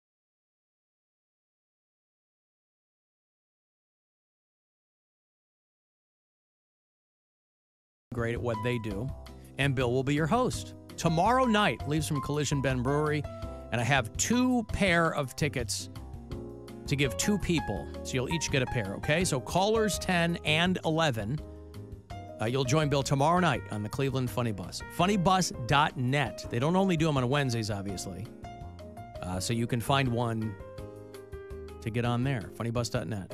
Callers 10 and 11, 216-578-1007 or 800-348-1007. Have you ever been impregnated with excitement? Well, it looks like you're showing. Welcome back to your new daddy, Alan Cox. On WMMS.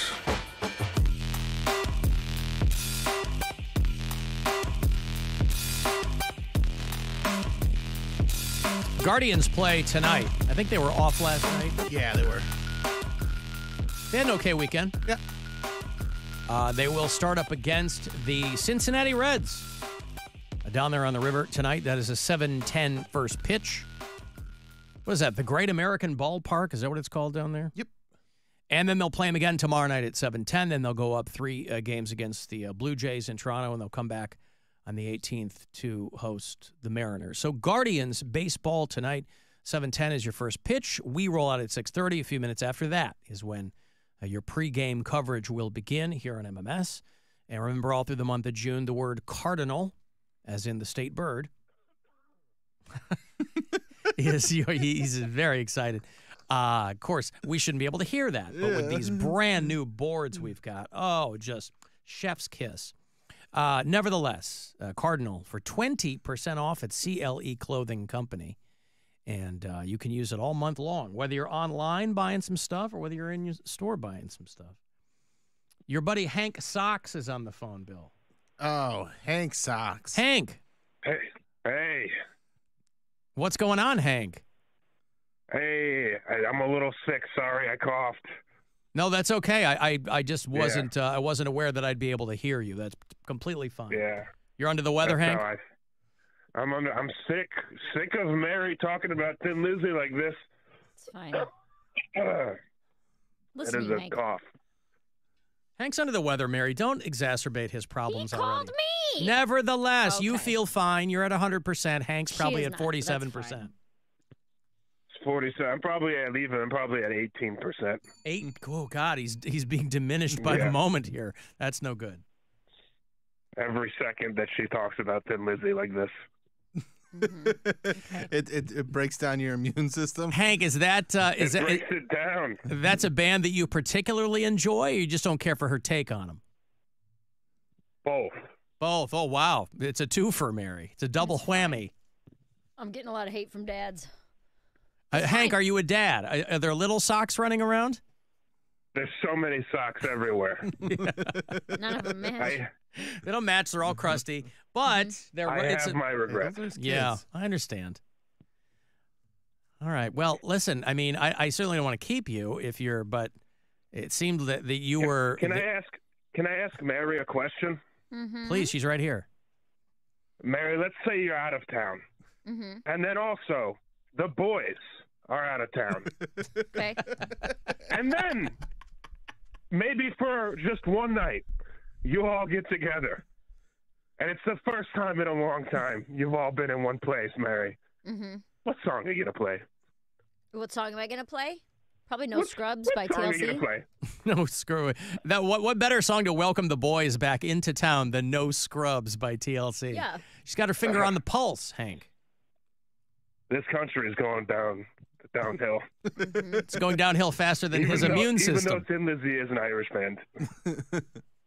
Oh, I thought he said Tim Misney was an Irish band. I'm like, that'd be a great name for an Irish band. But, of course, we're talking about Thin Lizzy. All right, well, listen, Hank, I don't know if you've ever met Mary, but she is, to her credit, very opinionated on a variety of things, and you never have to guess where you stand with her. She will tell you. And almost none of my opinions matter or are on important subjects. So where do you stand on Thin Lizzy? I could not be more clear on where I stand. I am in the negative column. Do not like. 0 out of 10. Would not recommend. Vote against. How many ways do you need me to say this? Red circle with a line through it. I'm curious as to how many more ways you have to say it. Ooh, bad. He's going full on Against. Ghostbusters on Thin Lizzy. Yeah. Not a How- fan. What songs do you know besides The Boys Are Back in Town? I don't care to know any of them. Do I have to know more? Alan played like 7. How many did he play? Played that. I played 3 or 4. Listen. Jailbreak. Yeah. Thin Lizzy is a bad band song. And besides, even if she found one song she liked, that wouldn't make her like the band anymore. She would just Right. like that song. Not a sound. Mary, why don't you tell Hank Socks what a band that you do like so he can get an idea of what kind of music you actually enjoy? Fall Out Boy? No. You don't even know Fall Out Boy. I know. Sugar, we're swinging. We're going down. Exactly. I know the song. That's better than The Boys Are Back in Town. What about the 1,000 times Fall Out over. Boys Are Back in Town tour, where Fall Out Boy Fall Out goes out Boy. with Thin Lizzy? Who's headlining? Thin Lizzy. You can No, just go for the leave opener? After the opener, yeah. Yeah, well, that's something to think about. Okay, listen, You Hank. get the boys back in town and you're going to listen to Fall Out Boy? I don't have any boys out of town. I don't have boys that are coming into town. Maybe it's because I can't relate to this song. Oh, because Sounds you don't like have you got to friends. figure out where the boys are at. I you don't need boys. But you have. Well, think about the girls are back in town. Again, TLC, no scrubs. No Covered. scrubs. Who no, run the world? Girls. But no scrubs is not a celebration of the ladies. It's telling the guys, "Hey, get the hell out of my face. You're not good enough for me or my friends." Okay, who run the world? Girls. Was that English? What happened? Yeah, who run the world? Girls. They run the world? Girls. Okay, well, listen. You think that's better than Thin Lizzy? I think anything is better than Thin Sentence Lizzy. fragments are great too. I don't know what to tell you.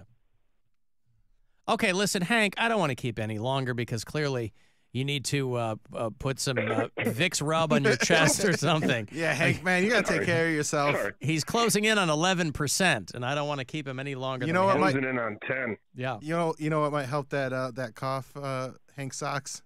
A little whiskey in the jar. Maybe. Oh, I was going to think of the classic Thin Lizzy hit Dancing in the Moonlight. Not the one you're thinking of, Mary. I Not the wasn't. one you're thinking of. Oh, you're right. Maybe I'll have to hear that one. She was thinking of the other one. The other one. Yeah. The not classic one. Right. All right, hey, listen, take care of yourself, Hank. All right, see ya. Thank you, pal. There's Hank Socks, one of Bill's closest friends. I just met him. Oh, one of Bill's most recent acquaintances. He came up to me after that performance of Thin Lizzy. He said, "You did bad, but it's a good song, so it's okay." Mary doesn't That's remember nice. that Toy Story had the song "The Toys Are Back in Town" on the advertisement for the movie. Well, I maybe don't she remember that at did. I all. don't know. No, I definitely don't remember that. Alan, I was born in 1977, and that year was the best year ever for music. I mean, that was a very good year for music. 1977, that's kind of when punk broke in the States. And there were a lot of good albums in 1977. Didn't matter what you were into, there was something for you. Never mind the Bollocks came out in 77. Rumors came out in 77. That's a great album. Steely Dan Asia, their magnum opus, came out in 77. Billy Joel's The Stranger. Play something from The Stranger. Will it do 80s, Joel? Talking Heads' debut album came out in 77. Farewell to Kings by Rush. Lust for Life by Iggy Pop. Oh, that's a good one. Parliament Funkadelic, 1977. Saturday Night Fever. Cat Scratch Fever. There were 2 varieties of fever in 1977. That sounds like an illness. 2 varieties of fever. Mhm. Yeah. In the City by The Jam. Great album. Paul Weller and The Jam. That guy was only 1. I'm sorry? That guy said he was born in 1977, and this was the best year for music. How would he know? Well, because you can go back. I think he's probably placing that squarely on his own shoulders because he came into the world that year. He's like, Sin After Sin by Judas Priest before they really kind of figured out who they were. 1977. So a lot of good stuff. Feelin' Bitchy by Millie Jackson came out in 1977. Now, I was 6 years old, so I don't even remember that stuff.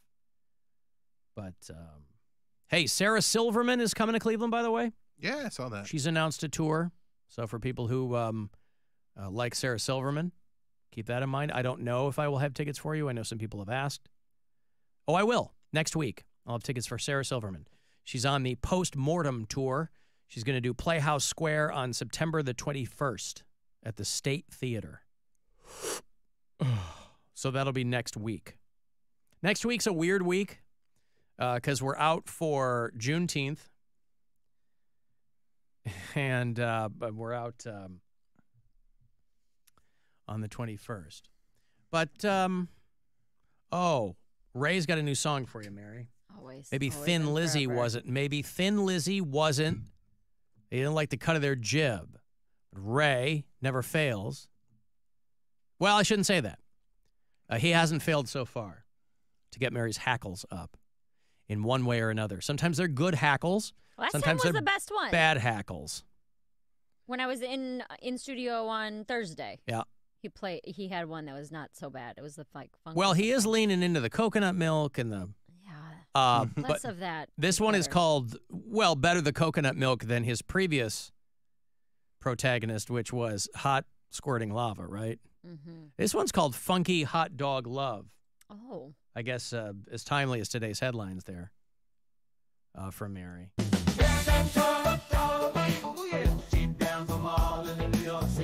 Hot dog queen. It's hard to tell what they're saying sometimes.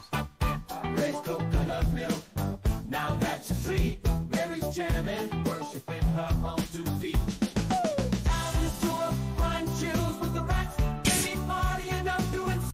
Anyway, the music and the lyrics, it's making it too hard to understand. But I thought he's going in on Brian again, huh?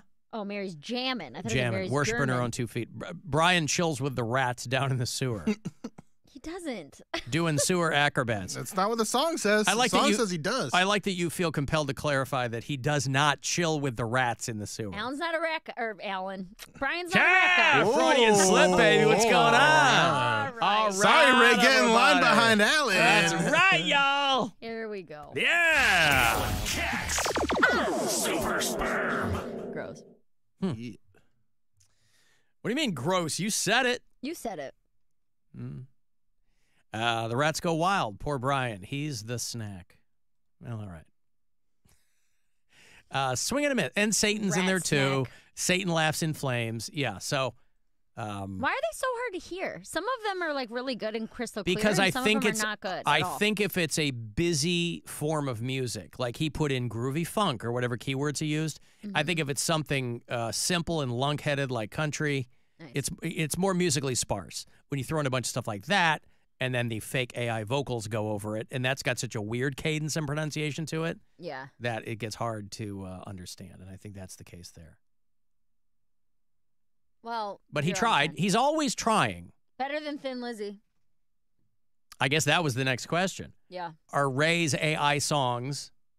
Now I want you to think about it because More listenable? your reflexive answer would probably be because it's still raw. It's very fresh. Your dislike of Thin Lizzy, but are Ray's AI songs, his odes to Mary Santora's greatness, are those more or less listenable than anything from the Thin Lizzy catalog? What's the vibe? Like at a party? Or just Doesn't in matter. general? Great music is not context-based. Doesn't matter. Great song is great anywhere. I think I'd still rather put on Thin Lizzy because I Oh, really? I haven't heard any hot lava explosions. Thin Lizzy's not trying to feed my boyfriend to the devil. Oh, well, you haven't gone too deep on Thin Lizzy, have you? You've never heard Feed My Boyfriend to the Devil by I have Thin not Lizzy. heard that one, Oh, no. okay. I think that was on Jailbreak, but okay. Well, there's something But except for that one song he did on Thursday. That was a good one. there. Mm-hmm. I don't remember what it was, but there was no coconut milk. There wasn't anything like that. It was just like a complimentary, nice, fun, family-friendly song. Yeah. Yeah, family friendly. That's really what you want. Yeah, that's what we're going for here. Right. No, I don't know what that song was. I don't still have it. But Unbelievable. he has submitted so many of them that it's hard to keep them straight. Right. Mary Santora Foot Polka. Well, I don't think we've heard that one. Well, I haven't played all of them because some of them are so hard to understand. It's like what was the most recent one? I can't even remember. I just remember I don't know not either, being gross. Yeah. Okay, well, listen, Ray, you've got your marching orders then. Do not make me a Thin Lizzy. Maybe pivot. No, pivot, Less gross. Maybe R&B? Well, something in the vein of Rats and Brian? Scrubs, or something in the, Fall Out Boy type of music. Pop punk? Yeah. But again, that gets real fast, and he's done that, or other people have done that before too. And again, go crazy, right? Whatever. It's case by case, and if we can decipher it, we'll figure it out. Hey, Alan, condolences on the 2 years since you lost your dad. I'm going to do a real hard pivot to Yetis. If I understood the story correctly, on Friday, I think it was, you dropped your Yeti, the lid broke, and you threw the whole thing out. I know you talk about not being a millionaire, not being wealthy, but that happened to my Yeti. I dropped it in a parking lot. The magnetic part of the lid just completely disappeared, and I thought it was going to be, I didn't have to throw it away because I couldn't find the lid. But then I just found out you can buy the lid. No, you did not understand the story. I know every company sells replacement lids. I didn't throw it away because the lid was cracked. The lid and the neck was cracked. The way that I dropped my Yeti tumbler last week. Plastic. The neck cracked. The neck cracked. There was no way to put a replacement. Everybody sell you a replacement lid. No, I got my Owala. Hey, I got an Owala too. I think this is too big, though. Mine is too big. Yeah. What are you guys doing over there? The 32-ounce. Stupid Jeremiah suggestive sold us on this. Yeah, I like it. It's good, but you got the sipper? It doesn't fit in my cup holders in my Same. car. Yep. And that's So why would you get a 32-ounce water bottle? Because I didn't know. always have a 32-ounce water bottle. And I also didn't measure my cup holder. I don't know. And so I got this. It works. It's good. Yeah. But the other one, the smaller one, I'd have to refill all the time. And my other one was like that thick plastic. The only thing with the stainless steel that Jeremiah recommended was, they're sturdy. Obviously, it keeps it super cold. But the water tastes like metal, which I don't care for as much. I mean, with the plastic, you get condensation on the outside, which is kind of a pain in the ass. But, it's good. It's a good, solid thing. But the Yeti thing, the only reason I threw the whole thing away is because it was not salvageable at all. Yeah, so. And besides, they're like $25. You have to be a millionaire to replace your Yeti cup. Yeah, my girlfriend was bragging because she's got the Stanley and it's got the tapered bottom, so it fits in the cup holders. And that's I have smart. Nowhere to put my water bottle in the car. I just put it on the seat next to me. Well, if I have somebody in the seat. Oh, flex. Mm-hmm. My big thing is I don't like drinking out of a straw. Like, I don't like... Oh, good for you. I like that, actually. It gives you a little sipper option. No, water bottles that come with a straw, I don't like that. I won't drink it at all. Well, no, the straw in this is internal, so you just have the little sipper lip. I want just like an open, a wide mouth. You can do that. You can just pour it, too. Yeah, you can do one or two. I like the sipper, especially if it's by your bed in the middle of the night. You just reach over and go. Little sip. I'd rather gulp than little sip. nighttime sip. Just take a little pull on it. Because Brian got me, he got me a giant Yeti. I think it's like a 48-ouncer. It's a big one. But it came with a couple different lids. It came with the regular one that's just like a regular, it's just like an opening. Hole. Oh, just a bonus hole. And then he got me one that has like a sipper, like you guys are describing, with the interior straw, but it's like a sipper mouth. I maybe drank a half a bottle of that the entire day because I'm like, I do not like. I felt like I was drinking out of a bottle, like a baby bottle. Yeah, but you can also sucking out of a bottle. But the wider mouth is you can just gulp it if you want. I'm a gulper, not a sipper. That's fine. Hear that, guys? Yeah! Gulp, gulp. Gulp, gulp. Oh, God. Yeah. All right, anyway. Now that we've covered thank you for the call, but you did not understand the story correctly, no. That was, I thought I How dare you? made myself abundantly clear, but you never know. People are living their lives and doing things. I got a break here. We got Celebrity Hot Goss on the way with Perez Bilton. Later on, I'll have another one of those trips to Vegas for you. We're sending people to our iHeartRadio Music Festival this year with the Black Crowes and Hozier and Paramore and a lot of other bands in September out of the T-Mobile Arena. After this break, you want to go see Bert Kreischer and the Fully Loaded Comedy Festival That is in Canton at the Hall of Fame Stadium next week. And I will have those tickets for you after the break. This is the Alan Cox Show. Everywhere on our free iHeartRadio app or whatever smart device you have. Just tell it to play the Alan Cox Show on iHeartRadio. From the Mr. Hero I crave the hero. Weather Center. WMMS weather. Tonight, increasing clouds down to 56. Tomorrow, sunshine at 84. Thursday, mostly sunny with a high of 89. This report is sponsored by Conrad's Tire Express and Total Car Care. Help us celebrate Conrad's 55th anniversary with great savings. Come in today for $5 off any oil change and get $5 off any fluid exchange service.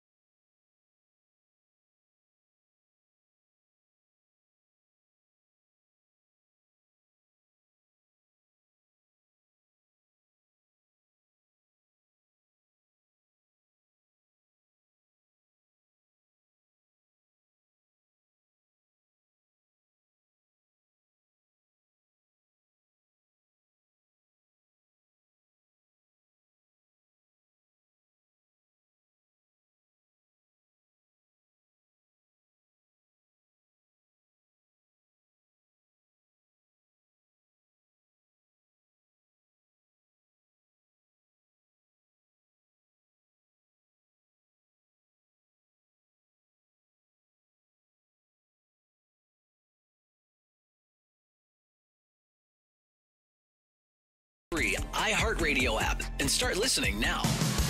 iHeartRadio.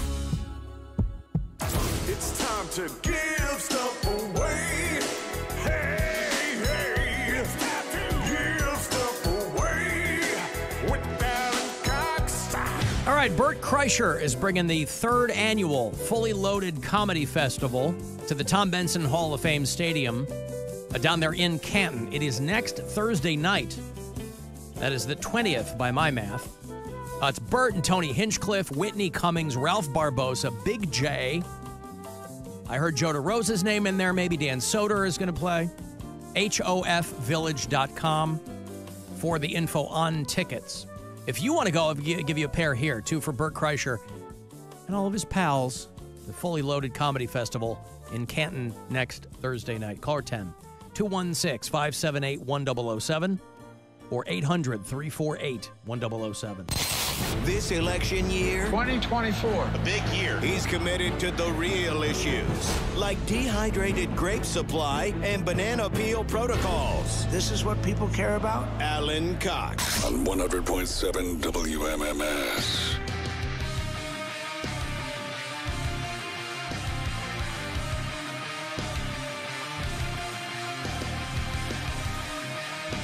Guardians play tonight. That's a 7:10 start down there in Cincinnati. They took 2 of 3 in Miami against the Marlins. So 7:10 tonight. It's a 2-game series against Cincinnati. So 6:40 is when that pregame coverage will begin. You will hear all of it here on MMS and on the iHeartRadio app.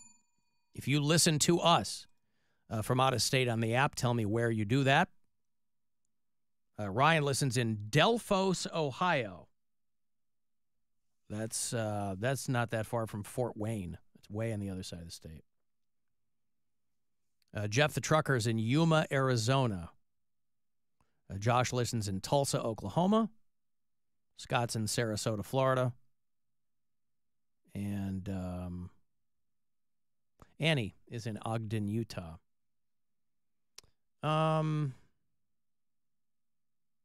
Alan, what's up with all these heads of state going out in airplane crashes? Who was the last one? The VP of Malawi died in a plane crash. Who was the one that just died not long? Oh, like the president of Iran or something? Didn't one of the mullahs go down in a plane? A couple of weeks ago, that was like a big, big story. Well, maybe these were both Boeing planes. I don't know. The vice president of the country of Malawi, Saulos Chilima, killed in a plane crash along with 9 other people. I mean, again, I don't know that 2 random accidents constitutes a chain of people. But yeah, the president of Iran was killed in a plane crash a couple of weeks ago, and I don't know. Flying's tough, boy. I mean, it's not like these guys are flying commercial either. You know, these are planes that clearly weren't. I don't know. Kobe went down. These guys went down. Kobe a head of state? Yeah, Bill. He was the head of state for the L.A. Lakers. He was the president of Jeannie Buss, please. Kobe was the president of Los Angeles. To a lot of people. Alan, what's up with Mary today? She's complaining about Thin Lizzy and now straws. Is everyone saying that? Everyone in the... Do I have an attitude? Not everyone, just this person. People in the chat are like, Mary sounds like she's in a bad mood today. Mary needs to go see her therapist more. I'm like, what? Because I don't like Thin Lizzy? Did I really piss that many people Sometimes that's all it takes. And now you don't like straws? No, I like a...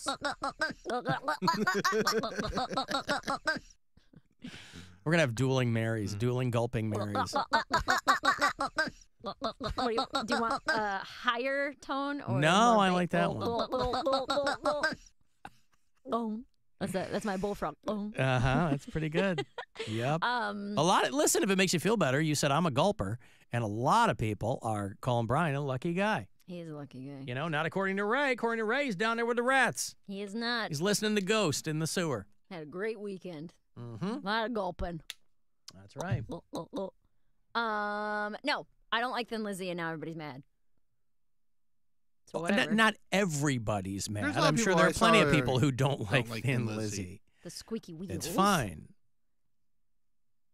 No, I don't like drinking out of a straw when it comes to a water bottle. Like a pop at a restaurant, I need a straw. Something with ice in it. I think that's the difference. If my drink has ice in it, I'd prefer a straw. If it is an iceless drink, no straw. Right? Because you don't want the ice hitting your little teethies. That'll hurt. I mean, I chew ice. I chew ice at the very end of a drink, but I don't want to pick up a glass, like an open glass that has ice in it, and have it clank on my teeth every time. I see. You know what I mean? You're not a tooth clanker. Not a tooth clanker. Yeah.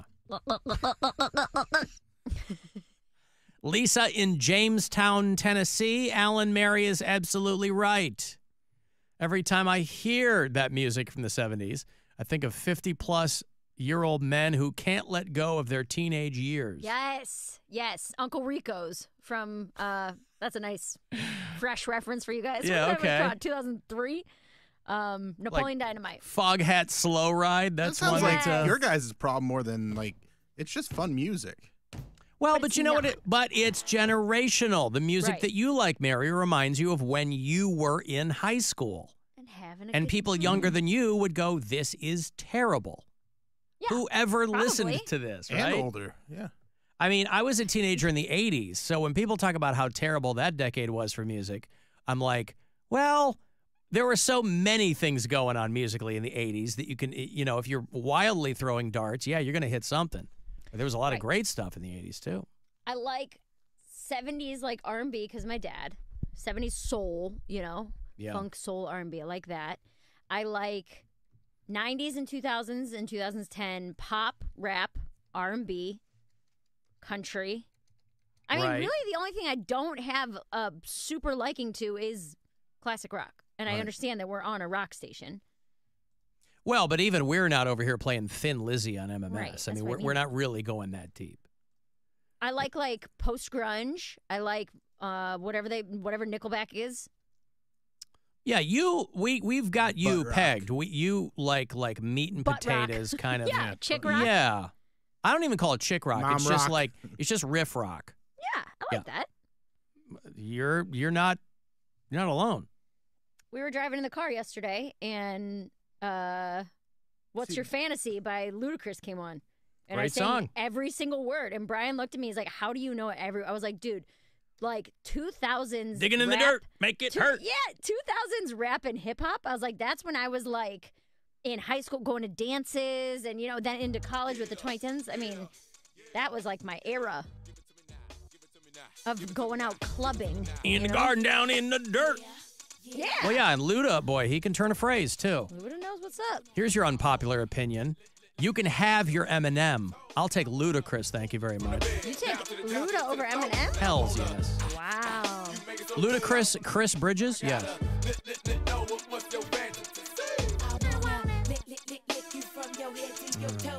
Yeah, someone in the chat said basic white girl music. 100%. Mary is a white girl. Yes. If I've you never watch the denied that. live stream at alancoxshow.com, you will see evidence to corroborate that opinion. She is white. By the way, if you are watching, tip of the cap to Chortle Gaswamp Chortle's a laugh. for helping. Huh? Isn't a chortle a laugh? Yes. Somebody named their kid Chortle. Named their kid Chortle. He's Gaffaw's sister. Chortle Gaswamp. Or is it Guswamp or Gaswamp? Either way, Guswamp. Guswamp, Chortle. Nickelback genre is bad music, someone says. No. Yeah, but you can't call anything bad music. I mean, because It's just not like everybody the way just don't like it. like Nickelback is just whatever to me. Like it's not good or bad. It's just kind of like sometimes I'm in the mood for it. Sometimes I'm not. It's not anything I ever play that I'll be like, oh, I need to put on a Nickelback song. Right. It's kind of a meme at this point. Going down. That's not what I want. I want the shack. If you want to hear bad music, you got to go back to the shack. I don't like are 80s synthesizer BS. I don't like that at all. Like that type of 80s pop stuff. Not a fan. I do not like classical music at all. It creeps me out. Makes me feel very uncomfortable. That's crazy. Orchestra music so makes good. me feel like someone's about to get murdered. I don't know, man. Super creepy to me. Well, Bill is our local patron of the arts, so don't talk shrimp on classical music. I'm not talking shrimp on it. It makes me It feel just makes her uncomfortable. uncomfortable. No, I mean, you can't help how you react to music. If it makes you uncomfortable, that's fine. My I aunt just used to I like- just love it because it's so. It is that visceral, and it makes me feel just. I love classical music. Blues music, every single time I hear blues music live, I cry. And it's like not even, don't even help it. It's like I get goosebumps on my skin and my eyes just well up and I have like a very strong reaction to live blues music. Yes, every time. That's Mary trying to choke down the tears at a blues show. So you would hate Sun City 80s on Instagram then? I was listening to that. When you guys were going to that, I was driving to Michigan listening, and I was like, this is bad. This is really bad. And I was glad that I could change the channel and that I wasn't in. Yeah, this is not for me. This could not be less for me.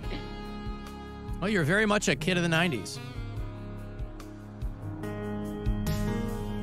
This is Saturday morning, 1987, and you watch the city come to life from your penthouse apartment. I like how it says your penthouse apartment on the top floor. Yeah, I think we got it. I think penthouse pretty much. Yeah.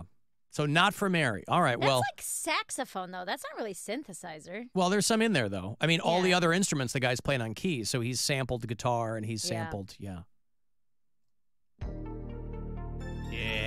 Ugh, no. This is so It says bad. it's 1987. You just arrived at the prom, and this is going to be the night. Yeah. Ugh. John Cryer is Ducky. That's kind of what.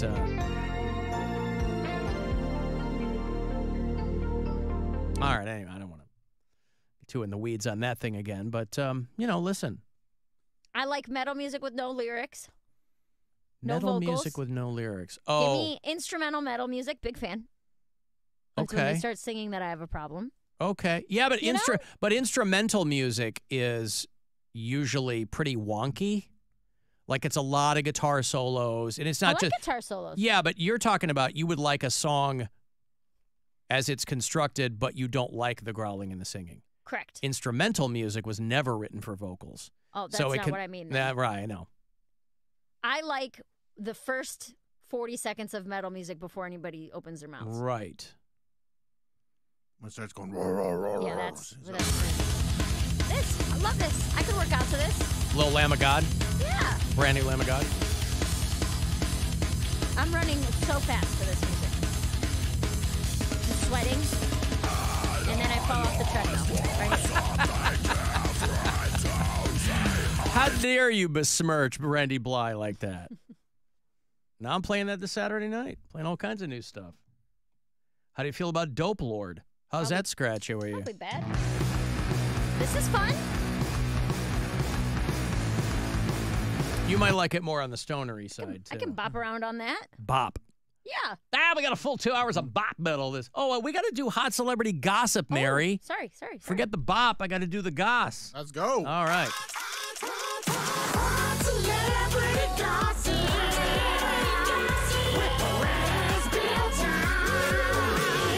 This is Hot Celebrity Gossip with Perez Bilton. Ooh. Oh, get ready to gulp down some goss. No. You're not going to play along, huh? All right, let's get things started.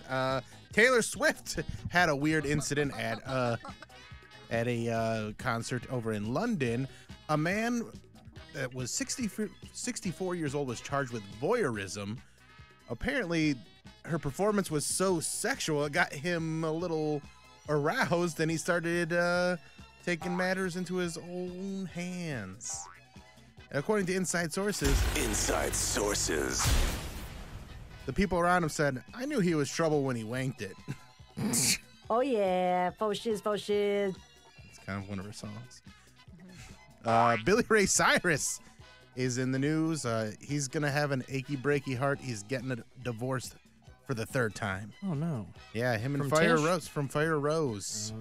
They've been married for about 7 months, but apparently she was not the most faithful wife, and so he wants to get the whole thing annulled. He said it's not what I thought. I was duped. But according to Fire Rose, according to inside sources. Inside He just gave it away. You broke her confidentiality. Fire Rose said that, hey, that wasn't me doing those things. That was my alter ego, Handjob Montana. Oh, yeah. Faux shiz. And then finally, Oprah was supposed to make an appearance on CBS this weekend, but was hospitalized.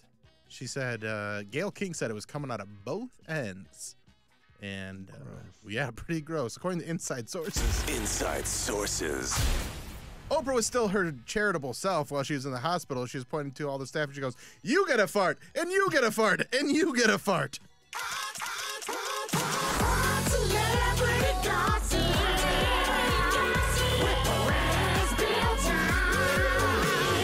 This is Hot Celebrity Gossip with Perez Bilton. Ooh. Why would Gayle King publicly say that? I don't know. But she did. She's like, yeah. She's like, coming out of both ends. Oprah was supposed to be on our show today, but she's not going to be here because she's taken ill, and it's coming out of both ends. Like, come on, you man. You don't have to do that. You don't have to throw her under the bus like that. Have you seen the Heavenly Farts clip? The guy who stumbles over his words at the sermon? No. Before we begin, let's pray. Let's pray. Heavenly Father, our hearts are made ready to hear the truth, to be stimulated, to love you more. Mm-hmm. Heavenly Farts. Now, would you go before back we to begin, church? let's pray. What? Would you go back to church if that were the sermon? Praying to Heavenly Well, this Farts. is from the sermon at my church. Oh, it is? Yeah. No, it isn't. Before we begin, let's pray. Let's pray. Heavenly Father, our hearts are made ready to hear the truth. Listen, he's just trying to get the point across. He's trying to draw from the good book. If church... No, that wouldn't make me go back. No, of course not. If it was heavy on the fart puns? If they well, that's not even... every... just him tripping over his tongue, you know. I'm saying, what if they related every Bible story to poop? I mean, that's how I grew up, is every Bible story is related to poop. A lot of mentions of, the ass in the Bible. Smiting. We all know what that means. Backslid. Huh? Backslid. That's it. That word is in the Bible? Backslid? I don't know, but we would always sounds talk pretty about... contemporary. Is it? He backslid? Yeah. Yeah. That's not a... We always didn't know that for backsliding. Oh. All right. Well, you would use that in a religious context? That's what it means. It means someone who was saved and then isn't it anymore. Well, but that's a contemporary word to use for that. It was a butt pun, Alan. No, I understand. I'm just saying if that word, it still has to be tethered to the Bible, right? It was a God thing in general. Yeah, but it's not. That's what I'm saying. You made it not fun. It's not. It's a generic word. Who is a backslider according to the Bible? Peter. Committing apostasy. There you go. You guys didn't call it committing apostasy. No. Falling away or backsliding. Okay, right. But again, that was my point, is that felt like a contemporary thing. But maybe it's not. To revert to sin or wrongdoing. Yeah, that feels like a modern way to put that. And lo, the backsliders had returned. Okay. Well, then give me another one, since I ruined that one for you. No, I'm done. It was supposed to be like poop. Yeah. Sliding out of your butt. Yep. But not so much. Captain Fun. Took it another way. Oh, sorry. All right, I'm going to break. I'll have those Sepultura tickets for you. Speaking of screaming and great music, Sepultura's on the Farewell U.S. tour. And if you want to check them out, I'll have some tickets for you later on. They are doing the Agora on October the 8th with a lot of good bands, but they're your headliner. So that's coming up. 35192. Text me for anything else or hit us up at AlanCoxShow.com. It's the Alan Cox Show on 100.7 WMMS and everywhere you go on our free iHeartRadio app. Get Spectrum, internet, mobile, and TV. Restrictions apply. Visit Spectrum.com for details. Hey, Mackenzie here for Ken Ganley, Ohio's #1 automotive retailer. Shop over 10,000 new and used vehicles online at kenganleyauto.com. Select your vehicle, arrange financing, value your trade-in, and get our lowest price. With 28 brands and 52 locations, we've got a vehicle for every budget. Get it all at kenganleyauto.com. Ken Ganley, we drive Ohio. Tired of rising food prices? Start saving with deals for days at Giant Eagle and Market District. Enjoy low prices on more than 1,000 of your go-to grocery items store-wide. Dive into deals for a limited time at your local Giant Eagle and Market District. Kia of Streetsboro. Kia of Streetsboro.com. It's the Kia Summer Sticker Sales Event at Kia of Streetsboro. What's that mean? Kia bonus cash on top of our best deals. Get $1,500 Kia bonus cash on select Kia EV vehicles. Get $1,000 Kia bonus cash on select Kia Seltos, Sportage, and Sorrentos. And $500 Kia bonus cash on select Kia Fortes, Souls, Tellurides, and Niros. The best deals of the summer are right now at Kia of Streetsboro with Kia bonus cash on select models. If you're shopping for a vehicle at any other dealership, stop. Get Kia bonus cash now at Kia of Streetsboro, and you could be driving away in your next dream car. Kia of Streetsboro's Summer Sticker Sales Event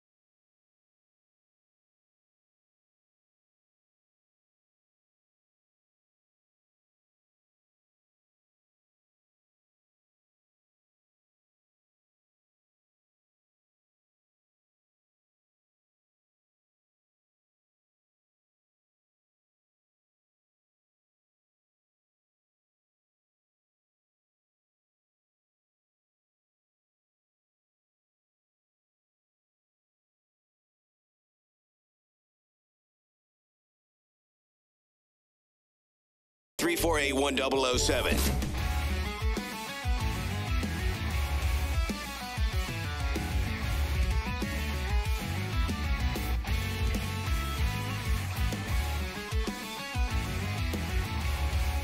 Here's some instrumental for you, Mary.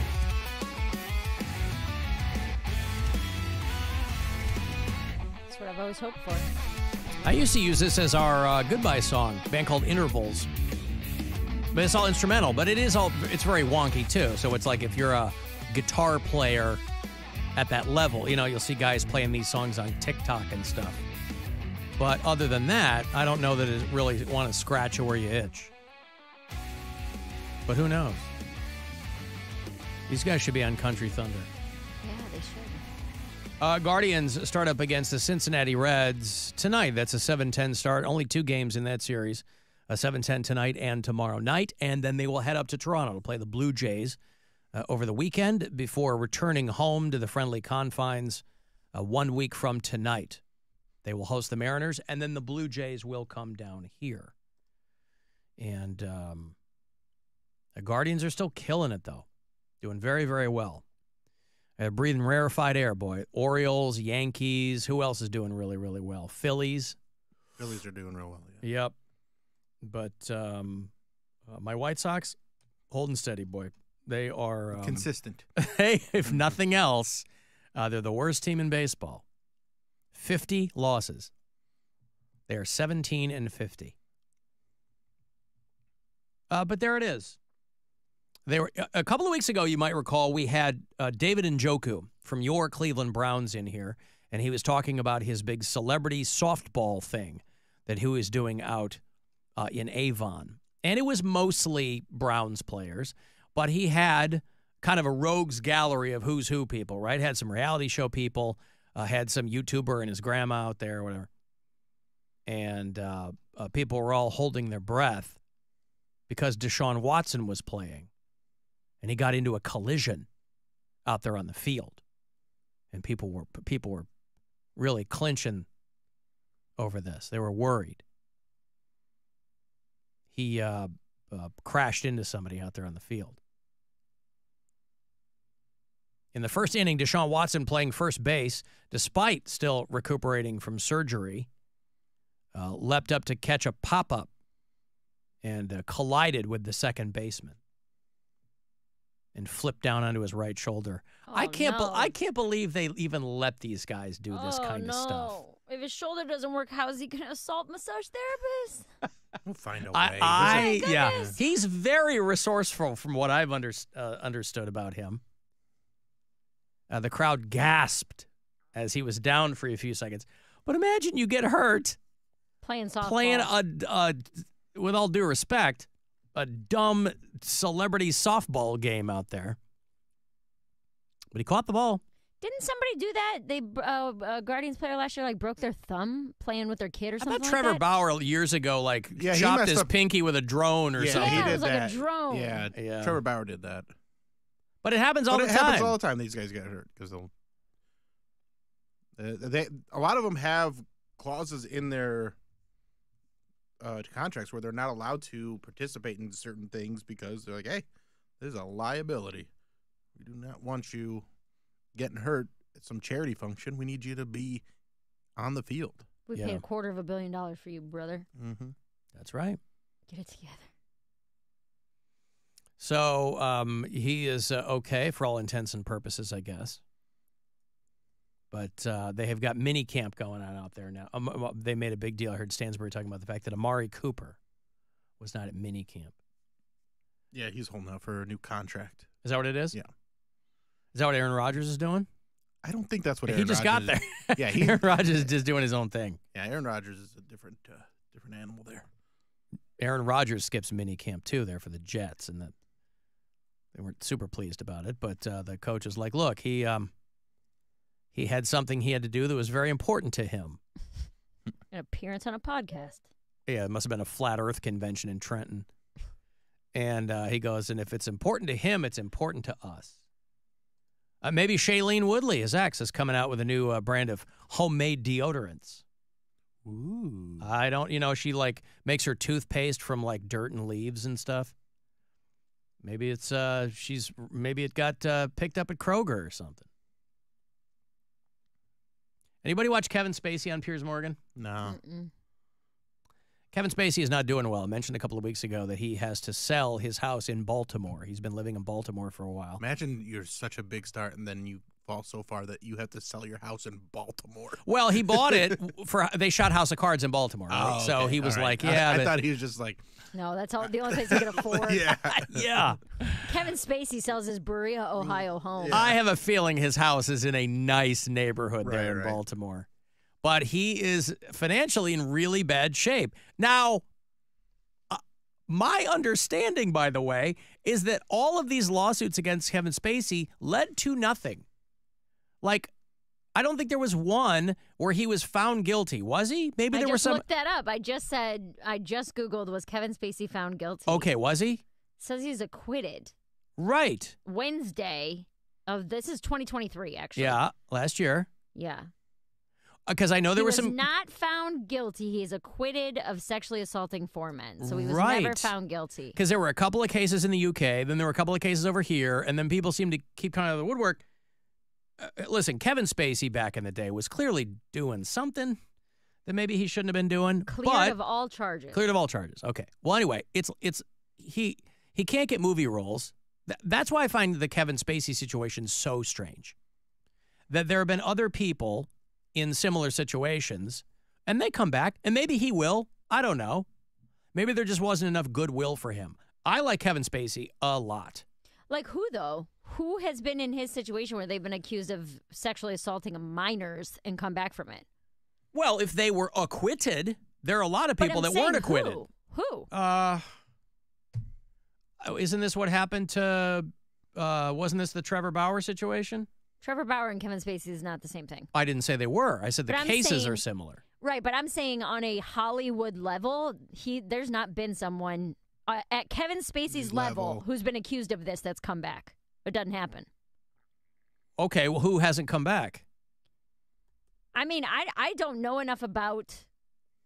All I'm saying is if he was acquitted last year, and he's had to cobble together, like, he did like a movie in Italy a year ago or something, and they cut him out of the last movie he did and reshot it with a new actor. Not even someone as big as Kevin Spacey, but Danny Masterson. Like, because they found him guilty of rape. That's what I'm saying. Yeah. Anybody who's found guilty is going to go away. Kevin Spacey was acquitted. I mean, he wasn't acquitted of murder like OJ was, but I don't know. Anyway, he was on Piers Morgan. He's crying because he didn't have a house. Weinstein? Well, they just overturned the Weinstein thing. R. Kelly? Found guilty. No, that's true. Yeah. But, people are, I don't know why people are dunking on Kevin Spacey. You know why? Because I don't think a lot of people know he was acquitted. I think there's probably who think that Kevin Spacey is some kind of perv, and they're not really paying attention to it, so then he shows up. Was Cosby acquitted? I know he went to jail, but did he get out? Yeah, they overturned it. Okay, so I mean, Cosby's they appealed it. Yeah, they appealed also it. Like 90. I don't know. But again, but his got overturned on a technicality. The jury found him guilty of what they said he did. It just got overturned on a technicality. And, Cosby, that guy, if you have him on your celebrity death pool, you're probably in pretty good shape. Where do you live now?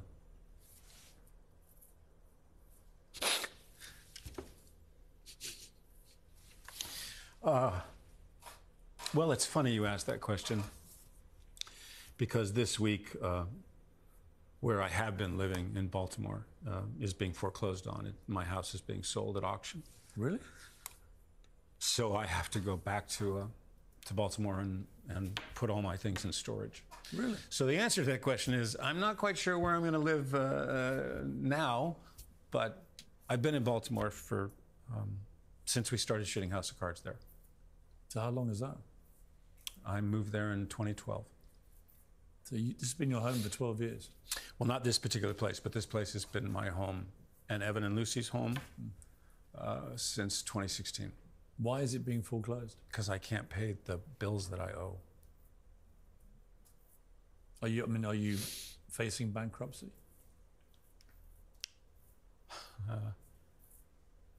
Been a couple of times when I thought I was going to file, but we've managed to sort of dodge it, at least as of today.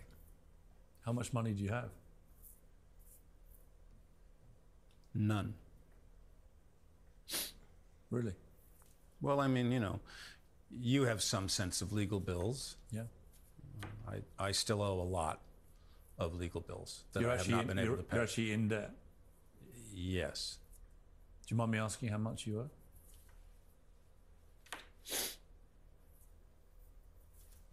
It's considerable. Millions? Many millions, yes. The house itself is many millions. What are you going to do? Get back on the horse. Get back on the horse. Back on the horse for Kevin Spacey. Okay. I don't know why I find that situation so interesting, because I think part of it is that people think that if you're rich and famous, I mean, again, you don't become unfamous, but you can get unrich real quick. And I think people are like, oh, boo-hoo, he's got plenty of money. Guy didn't have plenty of money. This is, okay, I'm not saying that he's lying, but he's a great actor. It's hard for me sometimes. No, but this is all I'm saying. A jury acquitted him, right? No. I'm not saying about that. I'm saying about having no money.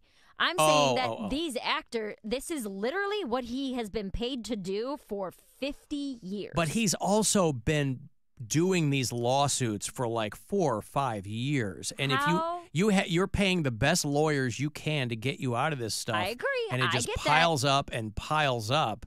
But every time I see an actor cry, it's hard for me to buy. I understand, because I'm like, you and I've a lot of seen people you do this so many times to make money. How do I know that this one is real? Yeah, but I'm not going to hold it against somebody because they're an actor by profession that they don't have any genuine emotions. But it's their job to manipulate yours. Right, but he's not at work. He's on Piers Morgan. But how do you know that? How do you know he that could still be working? Yeah, he's not getting. This is going to make people more sympathetic. He's not getting paid to. Right, but okay, but he's not asking people for money. No, but he wants to be. But if he wants to be in the news as a sob story, he wants to work, and he wants to be able to work. He needs. I would want to work too. If he's going to be able to work, he needs people that are going to be like, oh, we need to talk about this. Yes. We need to get the story out there.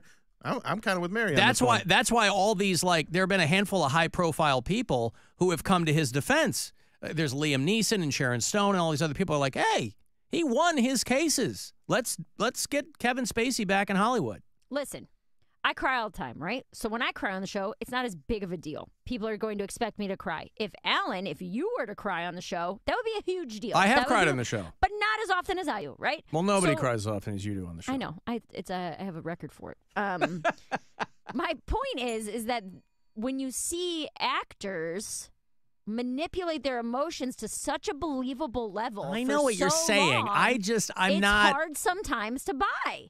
Understood. I'm just saying, just because someone's an actor doesn't mean that they're constantly trying to manipulate people's emotions. But she's not saying that all the situations when he would need to. Yeah.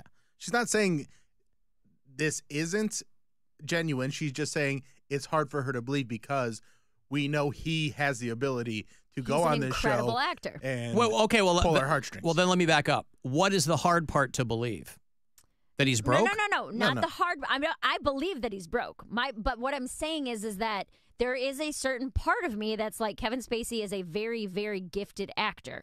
He has cried or made himself feel like this for much less at risk. Right, but to what end? Here, he's trying to get work again. To put his name back in the media. Yeah, right. That's why he's doing Piers Morgan. He has a big emotional breakdown. Yeah. But my point is that actors are trained to have big emotional breakdowns. So how do you know when it's real and when it's not? Well, there are a lot of people who aren't trained who have big emotional breakdowns. And those mean more.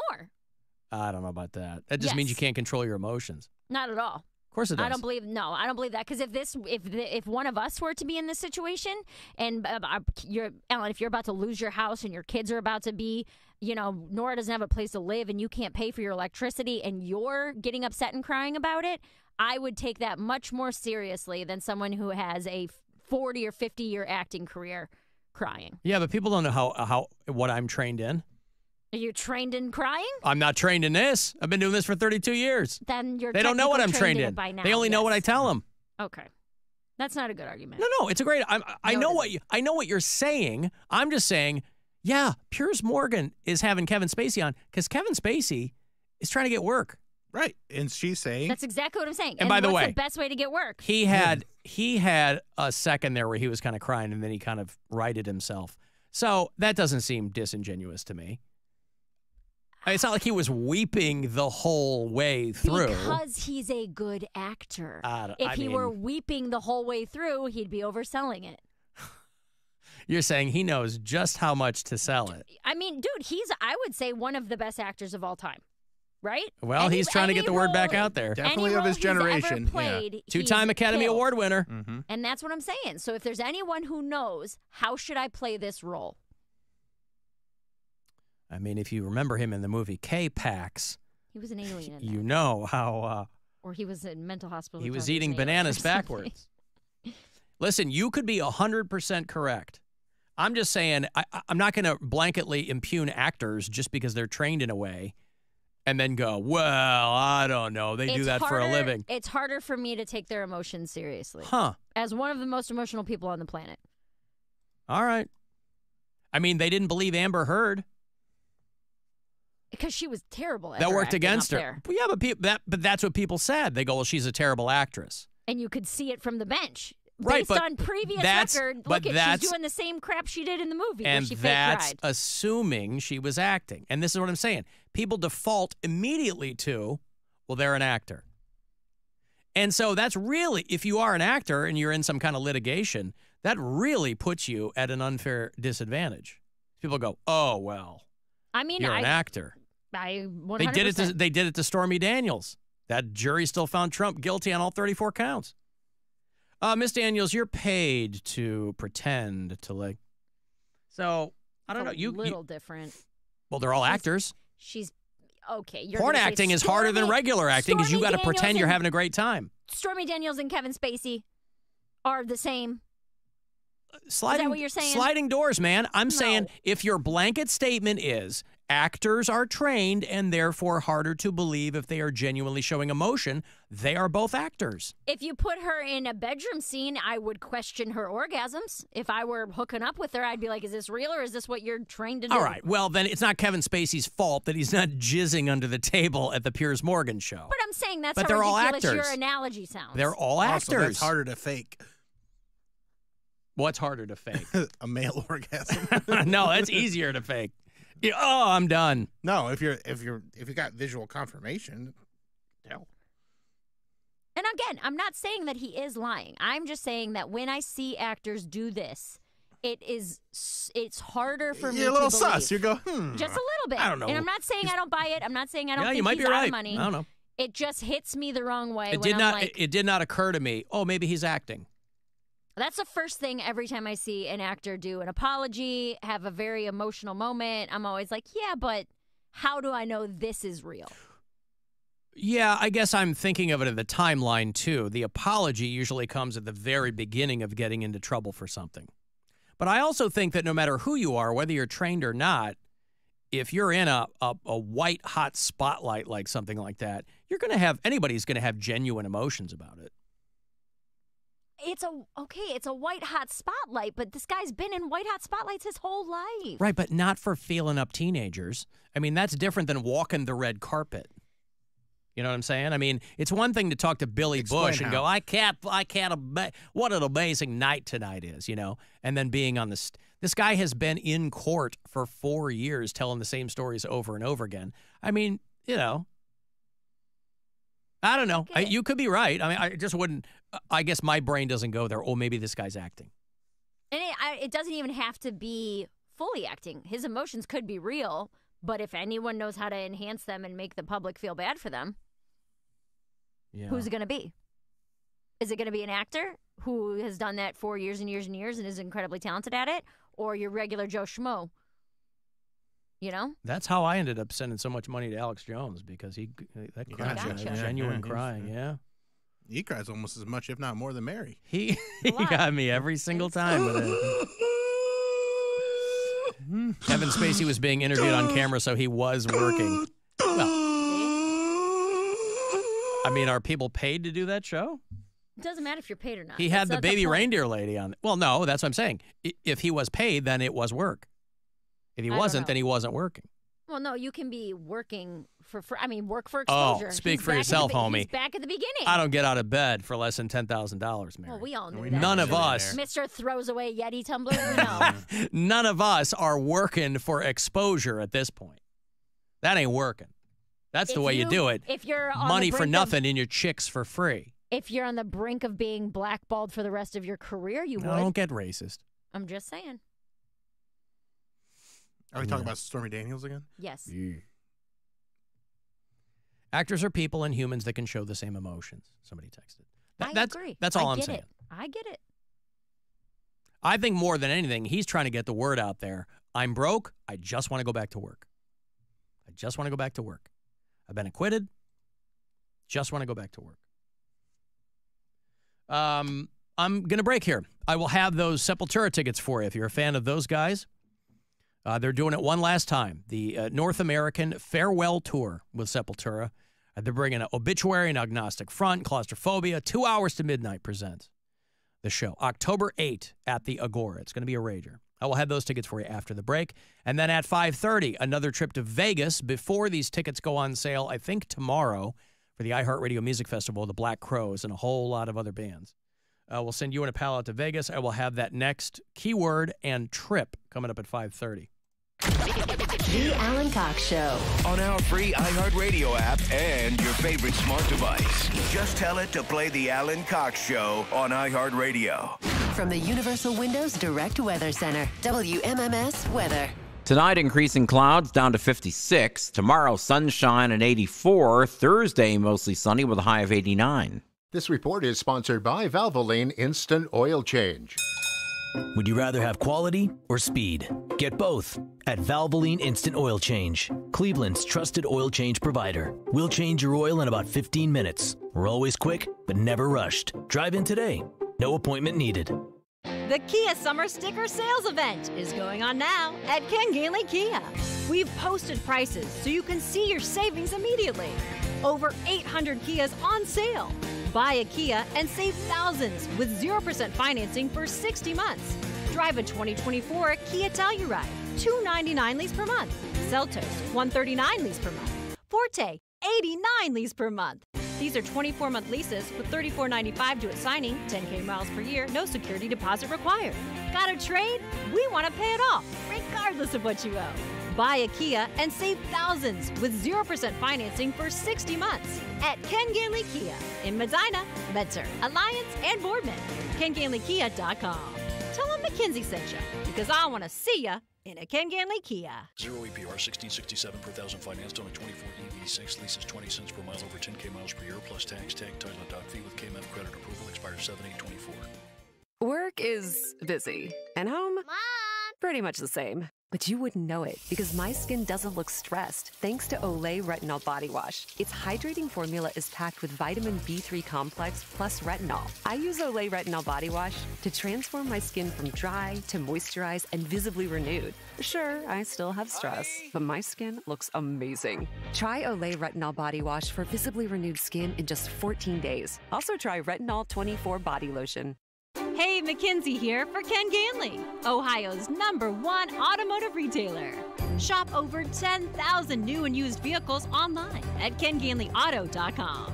Select your vehicle, arrange financing, value your trade-in, and get our lowest price. With 28 brands and 52 locations, we've got a vehicle for every budget. Get it all at KenGainleyAuto.com. Ken Gainley, we drive Ohio.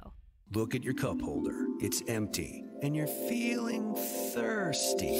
Head to a nearby convenience store and fill it with a Pepsi Zero Sugar, Mountain Dew, or Starry.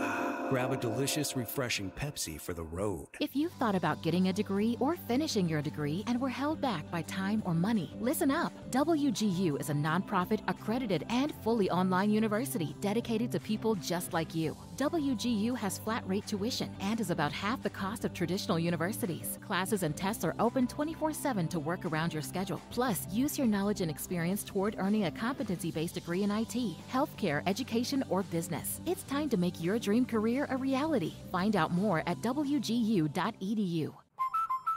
Hi, Drew and Jonathan Scott here, reminding you that American Family Insurance agents can help build a customized renter's policy so you can protect stuff like this, or this, or even this.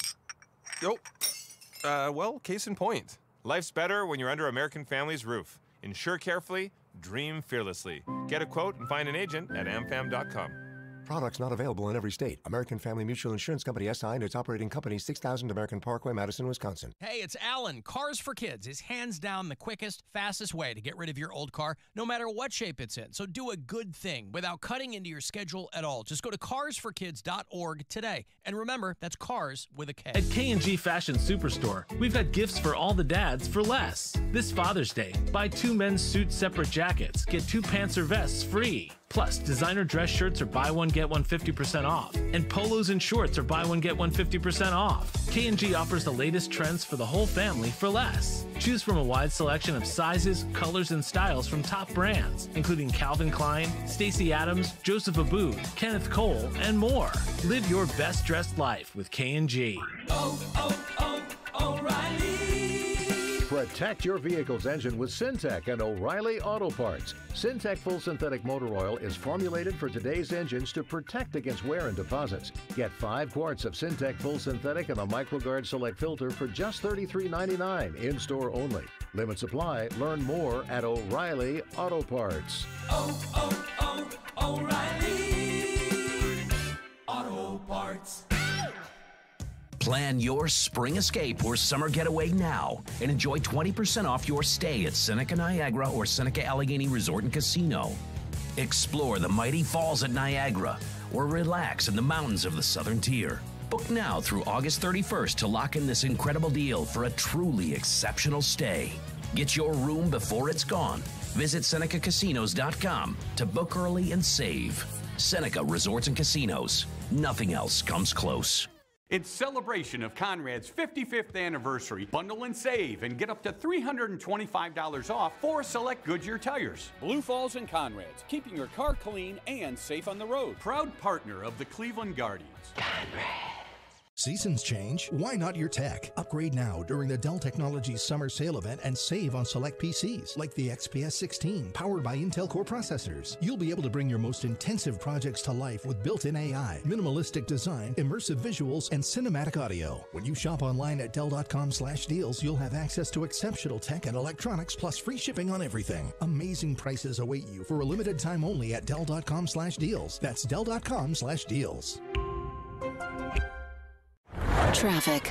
From the Elkville Traffic Center, serious lawyers for serious injuries. Call 1-800-ELK Ohio. Traffic recovering from an earlier accident, 480 west at Granger. Traffic is back towards 271. The earlier accident on 480 in the express lanes westbound on the Valley View Bridge also cleared. Traffic recovering there as well. Elsewhere in Parma, Brook Park at Big Creek Parkway, Richmond Road at Harvard, Route 91 at Hawthorne Parkway, and Crocker Road at I-90. Jackie Robertson, the Traffic Center. This report is sponsored by Take 5 Car Wash. New membership pricing just dropped at Take 5 Car Wash, and you're not going to believe it. Join Take 5 Unlimited for the price of just 1 wash per month, and wash again and again and again and again. Endless washes for the price of just 1 wash. Join Take 5 Unlimited today. I'm Gary Veter, and I have a new limited series podcast, Number One Dad. Over this 10-part series, I'll go searching for the truth about my father, a con man who I haven't spoken to in 24 years. He wants me to act like my injury is even worse for a payout. He's posing as my attorney in a court. There were moments where Manny would assume the role of undercover police officer. Listen to Number One Dad on America's #1 podcast network, iHeart. Open your free iHeart app and search Number One Dad.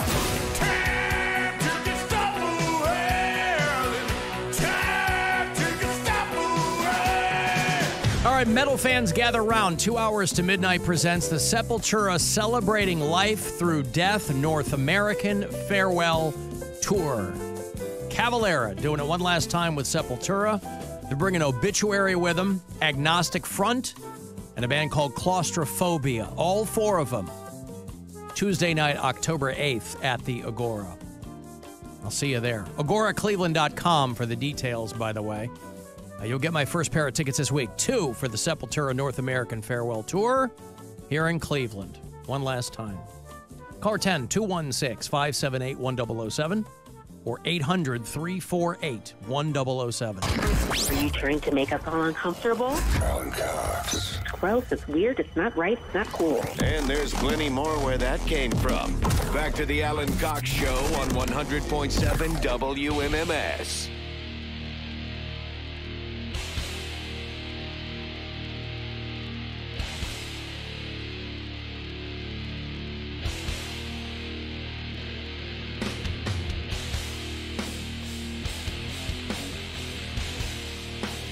Well, I'll tell you what, you can keep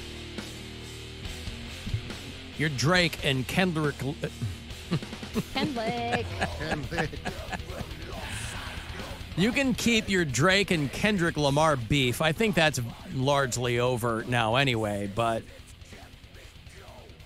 I will see your Drake and Kendrick Lamar beef, and I will raise you Jerry and Elaine. Yeah. I just saw this. I wanted to try and squeeze it in to the... in Perez Bilton. But... No, they're not beefing in real life, but, I mean, the two different public statements. I mean, Jerry Seinfeld was taking some heat because he was complaining about, left-wing cancel culture and blah, blah, blah. And Julia Louis-Dreyfus was giving an interview, and she said, I think it's a red flag when comedians complain about political correctness. Because being aware of certain sensitivities is not a bad thing. She said, I don't know how else to say it. Julia Louis-Dreyfus has, of course, always been a very publicly progressive person. And she says, I just don't buy the idea that political correctness is a threat to comedy. But even Jerry has kind of alluded to that, too. Everybody laser focused on that comment, but his thing has always been, wherever you move the gates, we're going to get through the gates. So you have to be nimble enough that wherever culture's moving, you're going to find something that's funny and you're going to do it. But there's a lot of comics who are talking about like they won't do colleges anymore, things like that. And so obviously the two of these, the two of them are not arguing at each other, but publicly their differing statements contrast each other. I think there's a middle ground. I mean, should you not care at all about offending people? No, I think you should, have a little sense of where you are and, things you should and shouldn't say. But then there are also, I'll tell you, when I came to Brooklyn, I was like, man, I might be Republican. This is crazy. This is insane. But that's that's a very it's a bubble. People, yes. Yeah. But and those bubbles are typically the people keyboard warrioring to cancel people. Right. It's not your moderates that are out here like, what he said, Well, to me, it always, I assume that by red flag, she means the limitations on an artist. And not every comedian is as funny as some other people, or not everybody can articulate those thoughts in a humorous way. And so there are some people who, and they've gotten themselves really big audiences by really leaning into, well, I'm not going to let anybody tell me what to say, which is fine. I mean, if that's the road you want to go down. But I think there's something to be said for being nimble enough and creative enough to get around it. To go wherever things are going to go, I'll still get there. Yeah. So that's the whole point of it. Because how long have people been complaining about political correctness? Decades. I mean, in the 80s, they were like, you'd hear comedians, I'm tired of this PC crap. They want to use our water fountains. Yeah. They want to play baseball with us? Maybe not that far back. It was called something other than political correctness. Right, but I mean, it's still like there's There's always a version of There's it. a version of it, yeah. And there's people like, I don't see why these things need to change with that stuff. Progress is good. I like progress. So when the goalposts get moved on things that we're not supposed to talk about, you gotta, you don't like to call it punching down, Alan, but well, yeah, I don't buy that one. But I think of, like, are you trying to belittle people that are struggling, or are you trying to take shots at people in power? And I'm always going to want to take shots at people in power more than stomp on somebody that's having a hard time. Right, but I mean, I don't even think that's the same thing that we're talking about, though. But a lot of those conversations get lumped in with those because people are like, oh, I can't make jokes about trans people. It's like, well, you can make a joke about trans people, but when you are completely dismissing their existence, there's a difference between hate and comedy. The people who end up getting in trouble are the people who aren't very creative anyway, who are like, right. Well, that's what I'm saying. Trans is weird.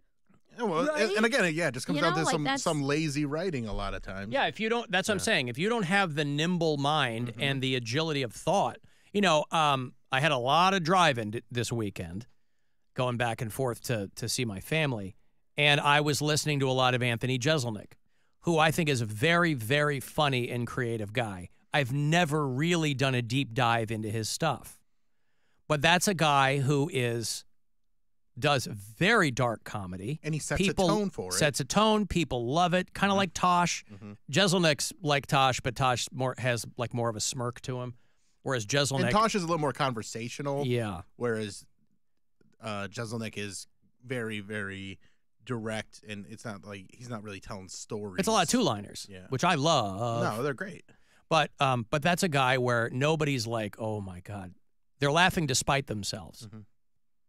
Well, they go in expecting it in a way because But I mean, he sets that tone. Even going back to like clubs, he didn't. They know that now, but everybody starts somewhere, right? And they don't always know that, and you got to figure out a way. These people don't know what I'm doing, but I'm going to make them laugh, and that's part of the fun and that's why a lot of comics don't want you filming their sets or anything because you can make those missteps on a way to a very funny joke because you're trying to figure out exactly how to dance between those raindrops. And for people who think that, you said I like progress, and I do too, but there are people who don't see what's happening as progress, and that's another thing altogether. People who think that we are regressing to some degree or whatever. But my thought is always, you wouldn't find a single performer who was any good who would go back and watch themselves do, and I don't mean just comedians, but any performer, have them look at some of their stuff from 25, 30 years ago. They're all going to wince or they're going to cringe. Well, yeah. And everything changes. Well, that's what I'm saying. So that to me means that this isn't some special moment in time where everybody's overly sensitive. Stuff changes. No, it's just the loudest time. That's all. It's just the people who are overly sensitive have more of an outlet for it. These people have always existed. The people who want to be offended have always existed. They just haven't always had 14 different forms of social media to tell you about it. And being connected to one another across the world. And knowing how to weaponize that. Right. Jerry Seinfeld's also not a guy who is concerned about getting a new audience. He's not a guy who is like, well, let's see what I can do over here. That Pop-Tart movie wasn't made for Gen Z? Well, I mean, I don't know who that movie was made for. I haven't finished it, but it was. You didn't like it at all. No, it's so bad. I appreciated it for what it was supposed to be, and but again, I haven't finished it. But yeah, so anyway, but again, Julia Louis-Dreyfus, this woman could sit on a stool and read the encyclopedia, and I would pay to see it. She can do no wrong as far as I'm concerned. But, she wasn't, they weren't talking to her about, Seinfeld's comments, but she's like, I have very different thoughts on that kind of thing. Political correctness, insofar as it equates to tolerance, is obviously fantastic. And, of course, I reserve the right to boo anyone who says anything that offends me while also respecting their right to free speech. Boo. That's true. Oh, that's great. Just an like old it. school. I You don't was have saying to. Boo Earns. Uh-huh. Well, that's like a lot of the... saying boo or boo earns? I was saying boo earns. A lot of how I try to just frame it is there's somebody out there that you will enjoy. And, you know, Mary and I get this all the time when we're posting stand-up clips and people are like, oh, I don't like you. But it's the same people always say. So it's like, what do you do? Why are you doing that? Why do you like to come and watch my videos and then say I don't like it's very confusing to me that there's people that don't like what someone does and then just keep consuming it. I don't know, man. Yeah, it's weird. I got, let me send you to Vegas here. Okay. I think, not you. I appreciate it. I need to Thanks. get Show a trip. big. Needs a break. Show trip. I'm gonna win big. They've got a lot of karaoke bars in Vegas. You can fate. sing Thin Lizzy. Mm-hmm. I think the tickets go on sale tomorrow for the iHeartRadio Music Festival. Black Crowes this year, and Paramore and Hozier and Gwen Stefani's going to be there. A wide array of artists to suit any tastes. It's going to be back at the T-Mobile Arena right there in Vegas, the 20th and 21st of September. So we get you airfare, get you hotel, give you $1,000, tickets to the event, of course. And so listen closely, and I hope you win. Good luck. Now your chance at $1,000 and a trip to our iHeartRadio Music Festival. Text the nationwide keyword Vegas to 200-200. You'll get a confirmation text and info. Standard data and message rates apply in this nationwide contest. That's Vegas to 200-200. Oh, my. Oh, Drunk Sue's leaving voicemails. What's going on here? Uh-oh. Hey, Alan. It's Drunk Sue. Oh, God. Anytime they start This like that, it's doesn't not sound good. good. That's why she's not calling live. My niece had an abortion today. Oh. Whoa. I'm not going to finish that call. Yeah, I don't think we need to know about because she might not have known enough to say, hey, some people will leave me messages and go, hey, I want to throw in on this, but don't air this, please. She might not have had she sounded pretty upset. She might not have had the wherewithal to tell me that. Oh, you're saying she's talking out of turn. No, I'm saying that she might have just left me a voicemail, and Now, again, for anybody who's ever called that line, there is a disclaimer that anything you leave me I may potentially air, but I don't know. I'd rather err on the side of caution. I get it. Sorry to hear that, Sue. Sorry you're upset. I'm not saying I'm sorry to hear it. I'm glad that her niece opted to take control of her life and her body. It's just, but I'm sorry that Sue's upset. Sue is upset. Yeah. And I met a couple of her friends in Portage Lakes over the weekend, Jake and Tabitha. It couldn't have been nicer. But you want to talk about bands, Mary? You said there was a band playing the Strawberry Festival. Mm-hmm. There was a band on Sunday. I had 2 spots on Saturday, and then Sunday we were at Dano's Lakeside Pub. And I had never been. I'm getting all I can handle of Portage Lakes all month long. And you just pour it right into me because, I like getting out there and hanging out with people or whatever.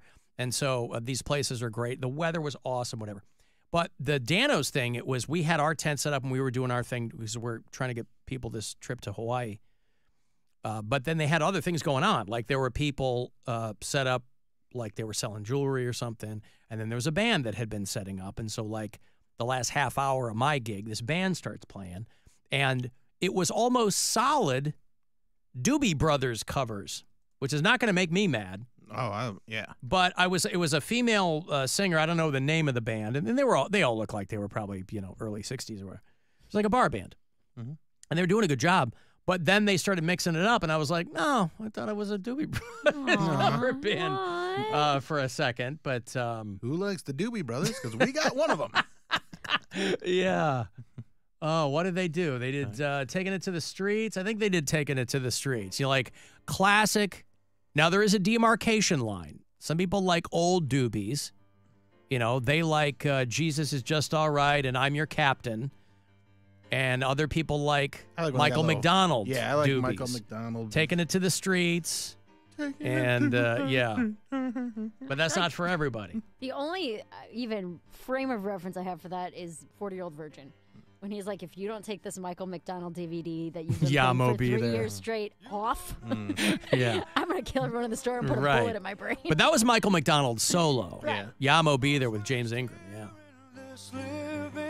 And, of course, Michael McDonald got his start as Captain Jack Sparrow. background singer for the band Steely Dan. He's doing background on Peg and Bad Sneakers and all kinds of great songs. What was the SCTV sketch? Oh, God, where Moranis walks in and just goes, yeah. But he's like doing a bunch of other stuff. He's like, oh, gotta be right back. He's talking to him and Michael McDonald. What really goes on in an overdub session there with Michael McDonald? Yeah, Moranis just has like a beard and a thing on. And on the Jerry Todd Show.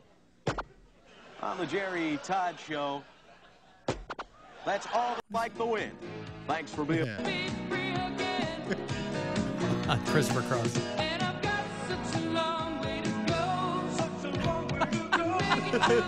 He sings the one line. Then he runs out. They give him the thumbs up. Yeah, good job. Yeah. Got it. Nailed it. Oh, you got to get back in there.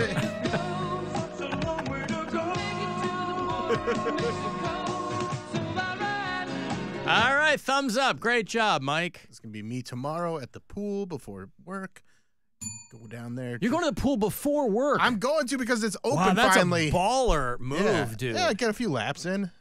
Wow. Get on some yacht rock and just enjoy myself. Oh, it's finally open. It hasn't. It wasn't open this weekend. No, it still. Mary, wasn't that's open. why he was going out so much. There was nothing to do at home. That's ours. Okay. Because this weekend was the perfect pool weekend. Not really. It was still not. I disagree. Oh, really? I was home this weekend. It wasn't. It was that like nice. 70. Like it was. Really? If I want to wasn't go in a hot. pool, I mean over 75. 75 is like minimum for pool weather. It for me. felt hot on Saturday. I mean, there were so many boats out and, all right. No, it was like. Saturday was like. Maybe it was hotter in Portage Lakes where I was. It might have been. Saturday, right on the lake it was there. like 75, 77 on Saturday. But Sunday was not. Sunday was Sunday like was cold. Well, Sunday was Monday breezy. Was cold. And, Yeah. I didn't really go outside on Saturday, so. For me, like perfect. If I want. It's gonna be like 80 tomorrow. Mid 80s is like perfect pool weather for me. 82, 83. It needs to be hot. Anything hotter than that is too hot. Anything above 75 to 85. That's water weather for me. 84 and sunny on Thursday. That's a perfect pool That's what day. you want. I'm gonna hit that. Next I week. always like being able to go in the pool before I head into work because it's just like a night. It's like rather than go on a walk, you just go swim a few laps. Sure. Well, next week, it's all going to be all week long next week. It's upper 80s. Let's It's in the 90s here, dude. 94. And my sister and nephew and niece are visiting. And 100% humidity. And I'm like, I almost don't even know what to tell them to do because I'm like, bro, let's see. When they're here, they get in Monday, they leave Friday. 82, 87, 89, 88. I'm like, 88 degrees and 100% humidity. You can't be walking around all day in that. And there's not really a lot of non-walking around things to do for a tourist in New York, you know? Be like, dude, it's the public pools here don't open until the 24th of June. So I can't even like post up at the pool. That's too hot for an activity. So, Bill, is it just you solo tomorrow, or are you going to have people? Yeah, I'm just. Grandma might be down there. I haven't coordinated with her, but she might be. All right. Yeah, let's pop down there. We'll maybe get something going this weekend. I got to go to upstate New York Friday. No, not Friday, Saturday. Oh, yeah, you're going to Salamanca. Salamanca. The hell is Salamanca? It's south of Buffalo and just right over the PA border. There's a He's doing a gig. Got a gig. And I'm back in Portage Lakes on Saturday. Mm-hmm. Alan, Mary. What? Ask her if actors are worse liars than magicians. Depends. It depends. You get man. mad at actors for lying to you? I don't trust them in real life. I've never had a conversation with an actor and been like, I bet that was the truth. You know? They're hard to trust. You spend your whole life being like, watch me do everything except be myself. Yeah. You know what I mean? So I don't even know who you are. Who are you? Wow. I don't think I could ever be in a relationship with an actor. Definitely not a magician. All right. Well, you aspiring thespians, check Mary Santora off your list because... Listen, I already have my rat snack man. I don't need Yeah. anything else. Devotion to accuracy. I'm Your Captain was Grand Funk Railroad. I'm sorry. I was thinking of The Captain and Me, which was a Doobie Brothers album. But I'm Your Captain is Grand Funk. I don't know the names of any of these songs. I just know they come on when I'm in the pool. They come on, yeah. Mm-hmm. Yep. Just got that playlist going. Mm-hmm. It's a long way to go. He's got a great voice. That Michael McDonald boy has a very, very unique voice. There's a guy that used to do this bit called The Most Dangerous. He called it The Most Dangerous Joke or something, and he would stuff marshmallows in his cheeks to sound more like Michael McDonald as he would perform it. Yeah. And it would just and it would actually make him sound more and more like it, and it was very funny. And then at the very end, he spits all the marshmallows into a brown paper bag, signs it, and hands it to somebody in the audience. Wow, they have spat out marshmallow. Yeah. Nobody knows the band Grand Funk?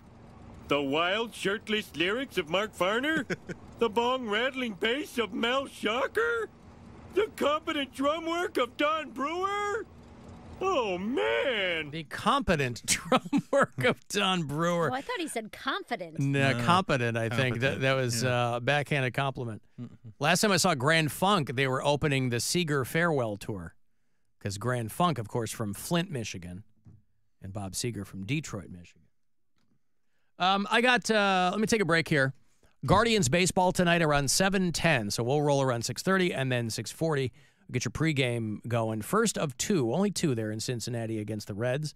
35192. Text me for anything else, and we'll be back. The Alan Cox Show on 100.7 WMMS. And everywhere you go on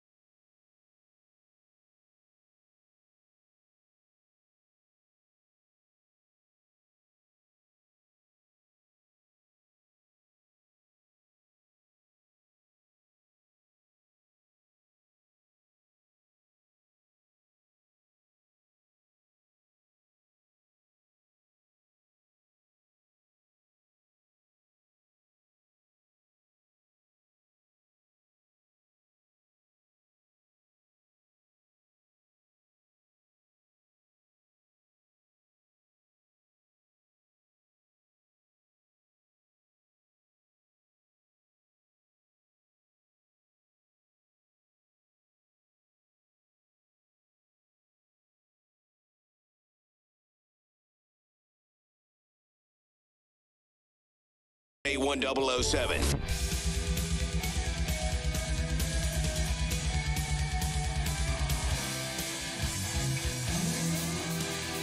On the Michael McDonald tip, a handful of people texted me in the break, and they're like, don't forget when he sang the Kidney Now song in 30 Rock. Remember that, where they were trying to get a kidney? I think it was for one of Jack Donaghy's friends. Mm-hmm. So they had like a We Are the World, but it was for this dude's kidney. It was Sheryl Crow and Mary J. Blige and Elvis Costello and Clay Aiken. Remember him? Yeah. And Clay Aiken was a thing. And Michael McDonald was part of it. This country has 600 million kidneys, and we really only need half. That leaves about 300 million kidneys to the man. Nothing green, nothing green, nothing green, nothing green, nothing green. He needs a kidney. Milton Green. There's Cyndi Lauper. By the way, who is doing her farewell tour? That's coming to Cleveland.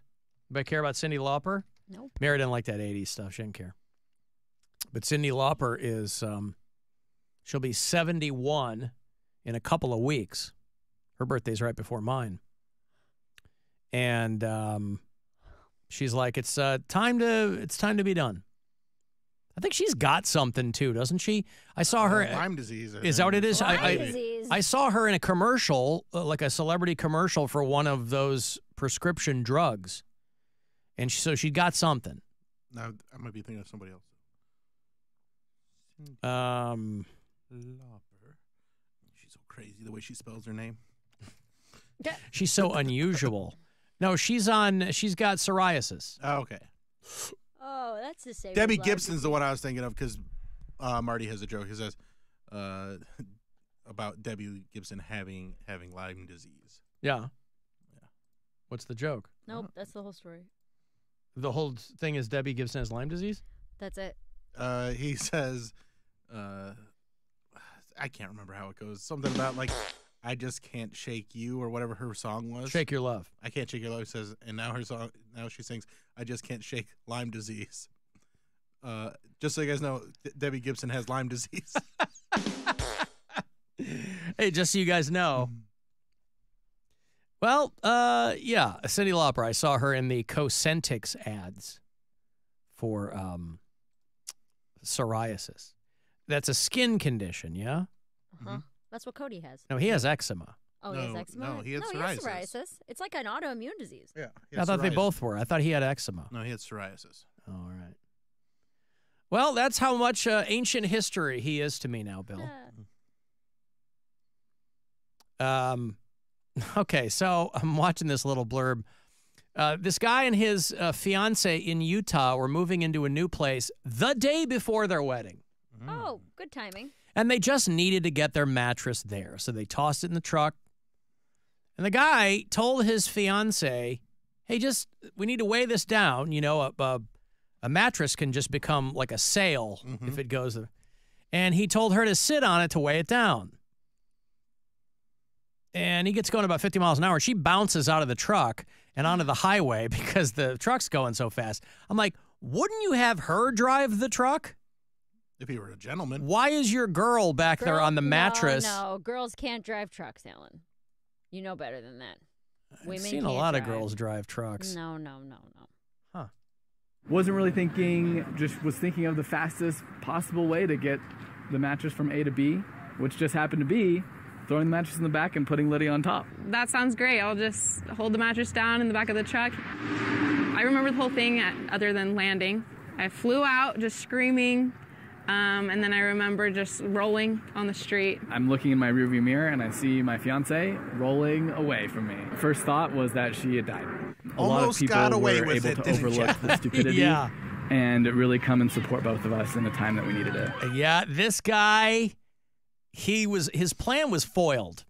He's like, oh my God, I only have one day left. Hurry. I have a day. This is the day before the wedding. Yeah, she rolled across the road, falls out of the truck. First of all, have you never ever moved anything before? Like, you at least have something to hang on to. Like, you loop a bungee cord through something, so you're not bouncing out of the flatbed. She got a chipped tooth, scrapes, and some road rash. Could have been very worse. lucky, yeah. Yeah, Very could have been way worse. But I swear to God, my first thought was, his girlfriend must be big. Because why would you have your girl sit back? It didn't make any sense to me. I'd be like, you drive, I'll sit on the mattress. She got jacked up. Chivalry's dead, dude.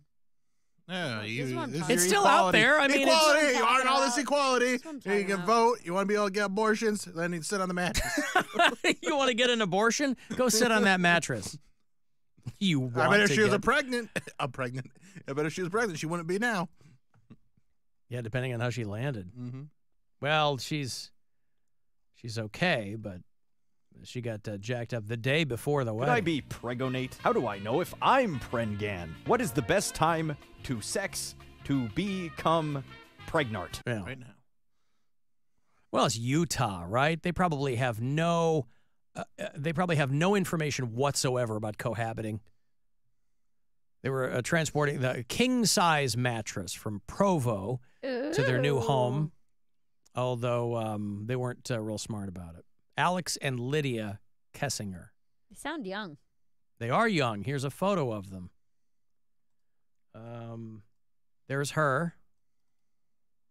And this guy with this dopey look on his face. It's not like some old janky truck, right? If you're one of those like, my girl can't drive a truck, we're not talking like a 1979 pickup. I mean, trucks today are like friggin' luxury vehicles because they sell so many of them. They're like, oh, we need people who want to be Johnny Big Balls in a truck, but who also want to be super comfy. So that's what trucks are now. So she's in one of those. Have her drive, sit in the back. Because, man, I would not feel good if my fiance had a chipped tooth. I'd feel like a real jagoff the day before the wedding. Because then you're going to kiss her and you're going to cut your tongue on her tooth. And that's not fun. Making out in front of the whole congregation. You've never been married. You don't know how you kiss when you get married. I've been to a lot of weddings. I've never seen anyone just open. What? How are people? I've never seen anyone make out at a wedding. It's not making out to give someone the tongue. I've seen people like. I laid one on Gwen when we got married. What?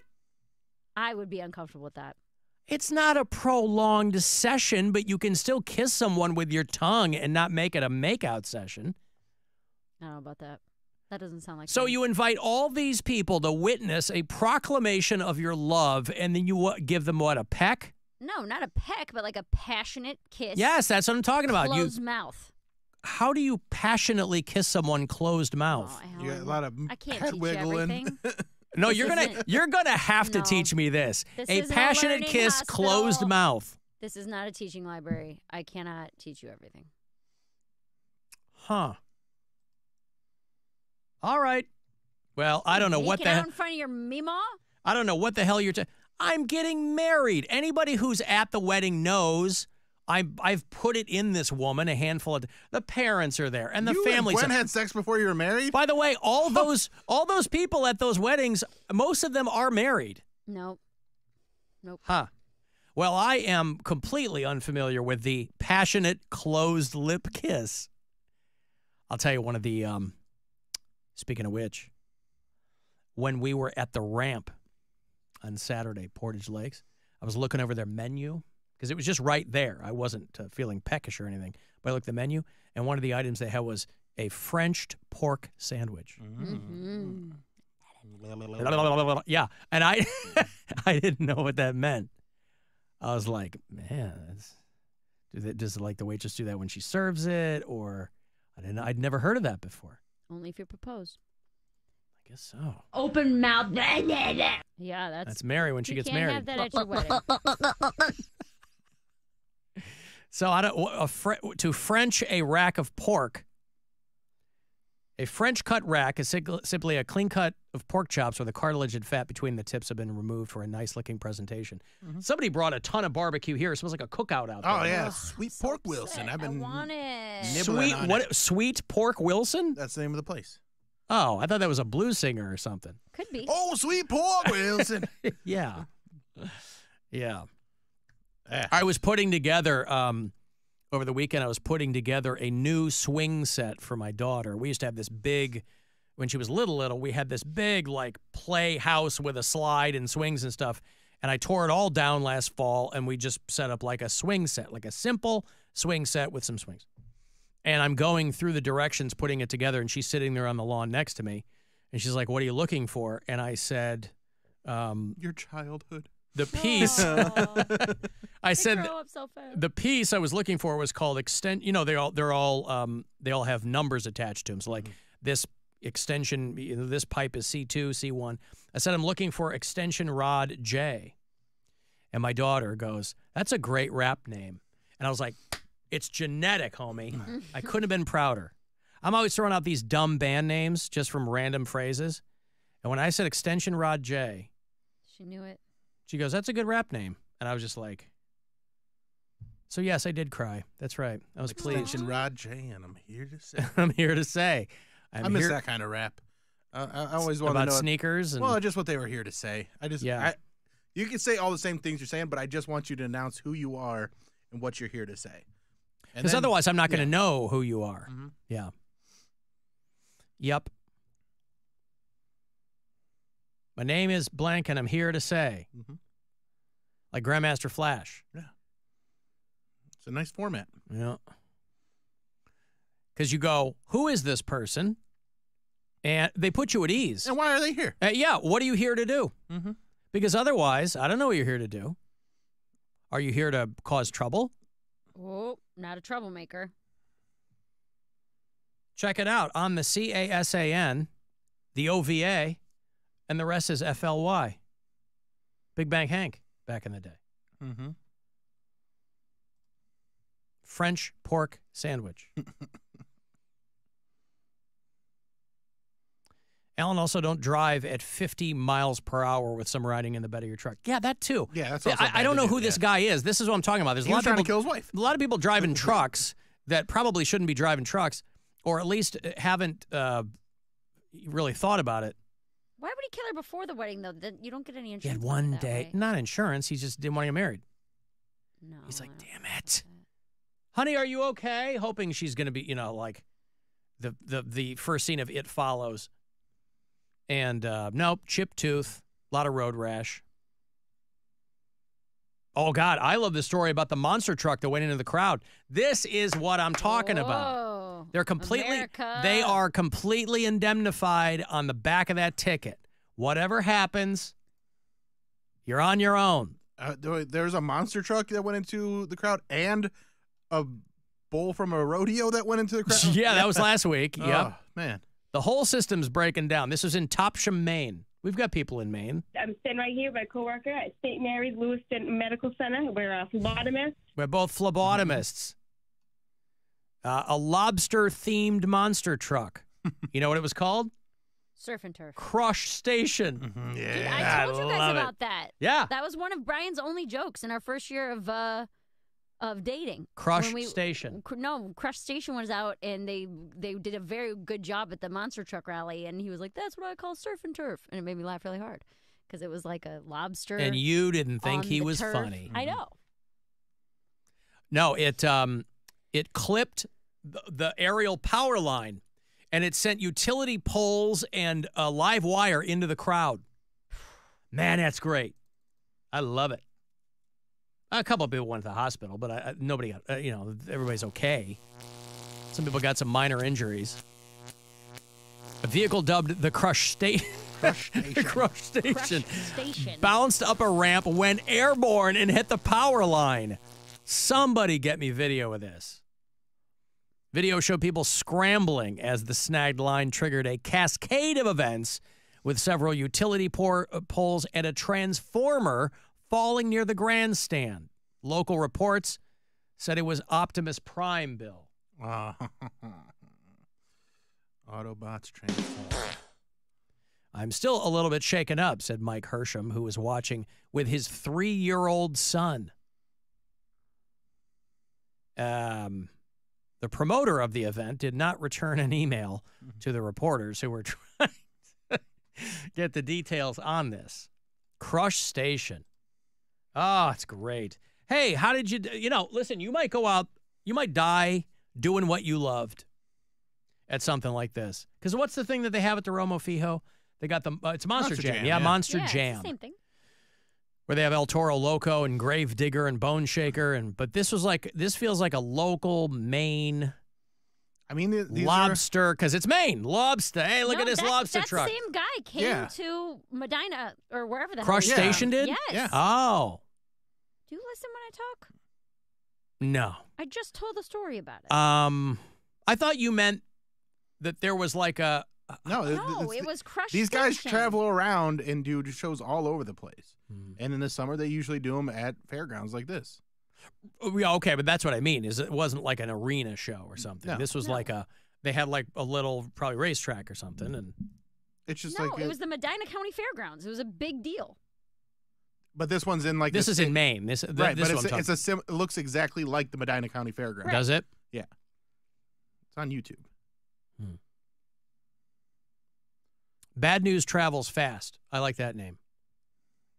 You can get punny all you want, Maximum Destruction, but I like Bad News Travels Fast because ostensibly the truck's moving fast. Good one. Now you get it. I just got Crush Station. Oh. Barefoot, Bear. That was from the late 70s, though. Greg Wickenbach is Crush Station's driver, according to this. And a lot of these, depending on how long they've been around, a lot of them have had a lot of drivers. Like a lot of people have driven Grave Digger and El Toro Loco. The Mud Flapper is driven by a guy named B.J. Weenus. Hell yeah. Yeah! Hey, baby, you want to come out and I'm going to be behind the wheel of the Mud Flapper. The Mud Flapper sounds like Urban Dictionary. Well, I did the glass bottom boat with her on Friday, and then Saturday we did the Mud Flapper. Any one of these could be, I guess. Captain's Curse. Mm-hmm. They could all be positions from Urban Dictionary. Did you guys do Blue Thunder the other night? We sure did. I'm all out of antifreeze now. The Backwards Bob. She gave me Crush Stations. The Backwards Bob.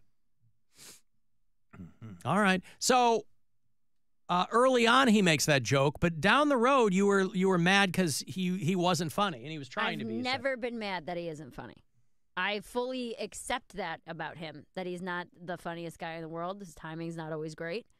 I've never had a problem with him not being funny. He has a problem with me not thinking that he's funny. Oh, I thought you went off on a thing a while back about how he isn't funny. And fully understand who I'm with. Yeah. And I love him and I appreciate him. And I've told him so many times, you have so many great attributes. Oh, you don't give him even like a courtesy chuckle. No, I will. He'll get me every now and then. But that's a genuine chuckle, though. Yes. Sometimes he'll say things and I'll be like, Brian, what are we doing, man? Come on. But those are probably just dad jokes, right? Most of the time, yeah. Yeah, what's the matter with that? Nothing. They got a bad rap. They can't all be a short-hole gusswomp. Sometimes you gotta. All right, well, Crush Station. So he has that in the yes column and all the other ones in the no column. Mm-hmm. Yeah. All right. I'm going to break here. Want to get the last word in. Send me a text, 35192. Guardians baseball in about an hour, to be precise, 7:10. First of two down in Cincinnati tonight against the Reds, live on MMS. It's the Alan Cox Show. Everywhere on our free iHeartRadio app. Or whatever smart device you have. Just tell it to play the Alan Cox Show on iHeartRadio. This is Katina Mobley. This is what's trending from iHeart Sports Network. Presented by Mercedes-Benz. Well, lead off with baseball, where the Guards send Tristan McKenzie to the hill tonight in Cincinnati. The right-hander's coming off a no decision in his last start. Browns wide receiver Amari Cooper skipped the opening of the team's mandatory minicamp today as he looks for a new contract. And USA Basketball says Caitlin Clark's international inexperience is the main reason she's not on this year's Olympic team. I'm Scott Davidson. Luxury SUVs now come with the luxury of choice. Mercedes-Benz has gas, electric, and plug-in hybrid offerings. Learn more about the E-Class SUVs at your local dealer or at mbusa.com/special offers. The Kia Summer Sticker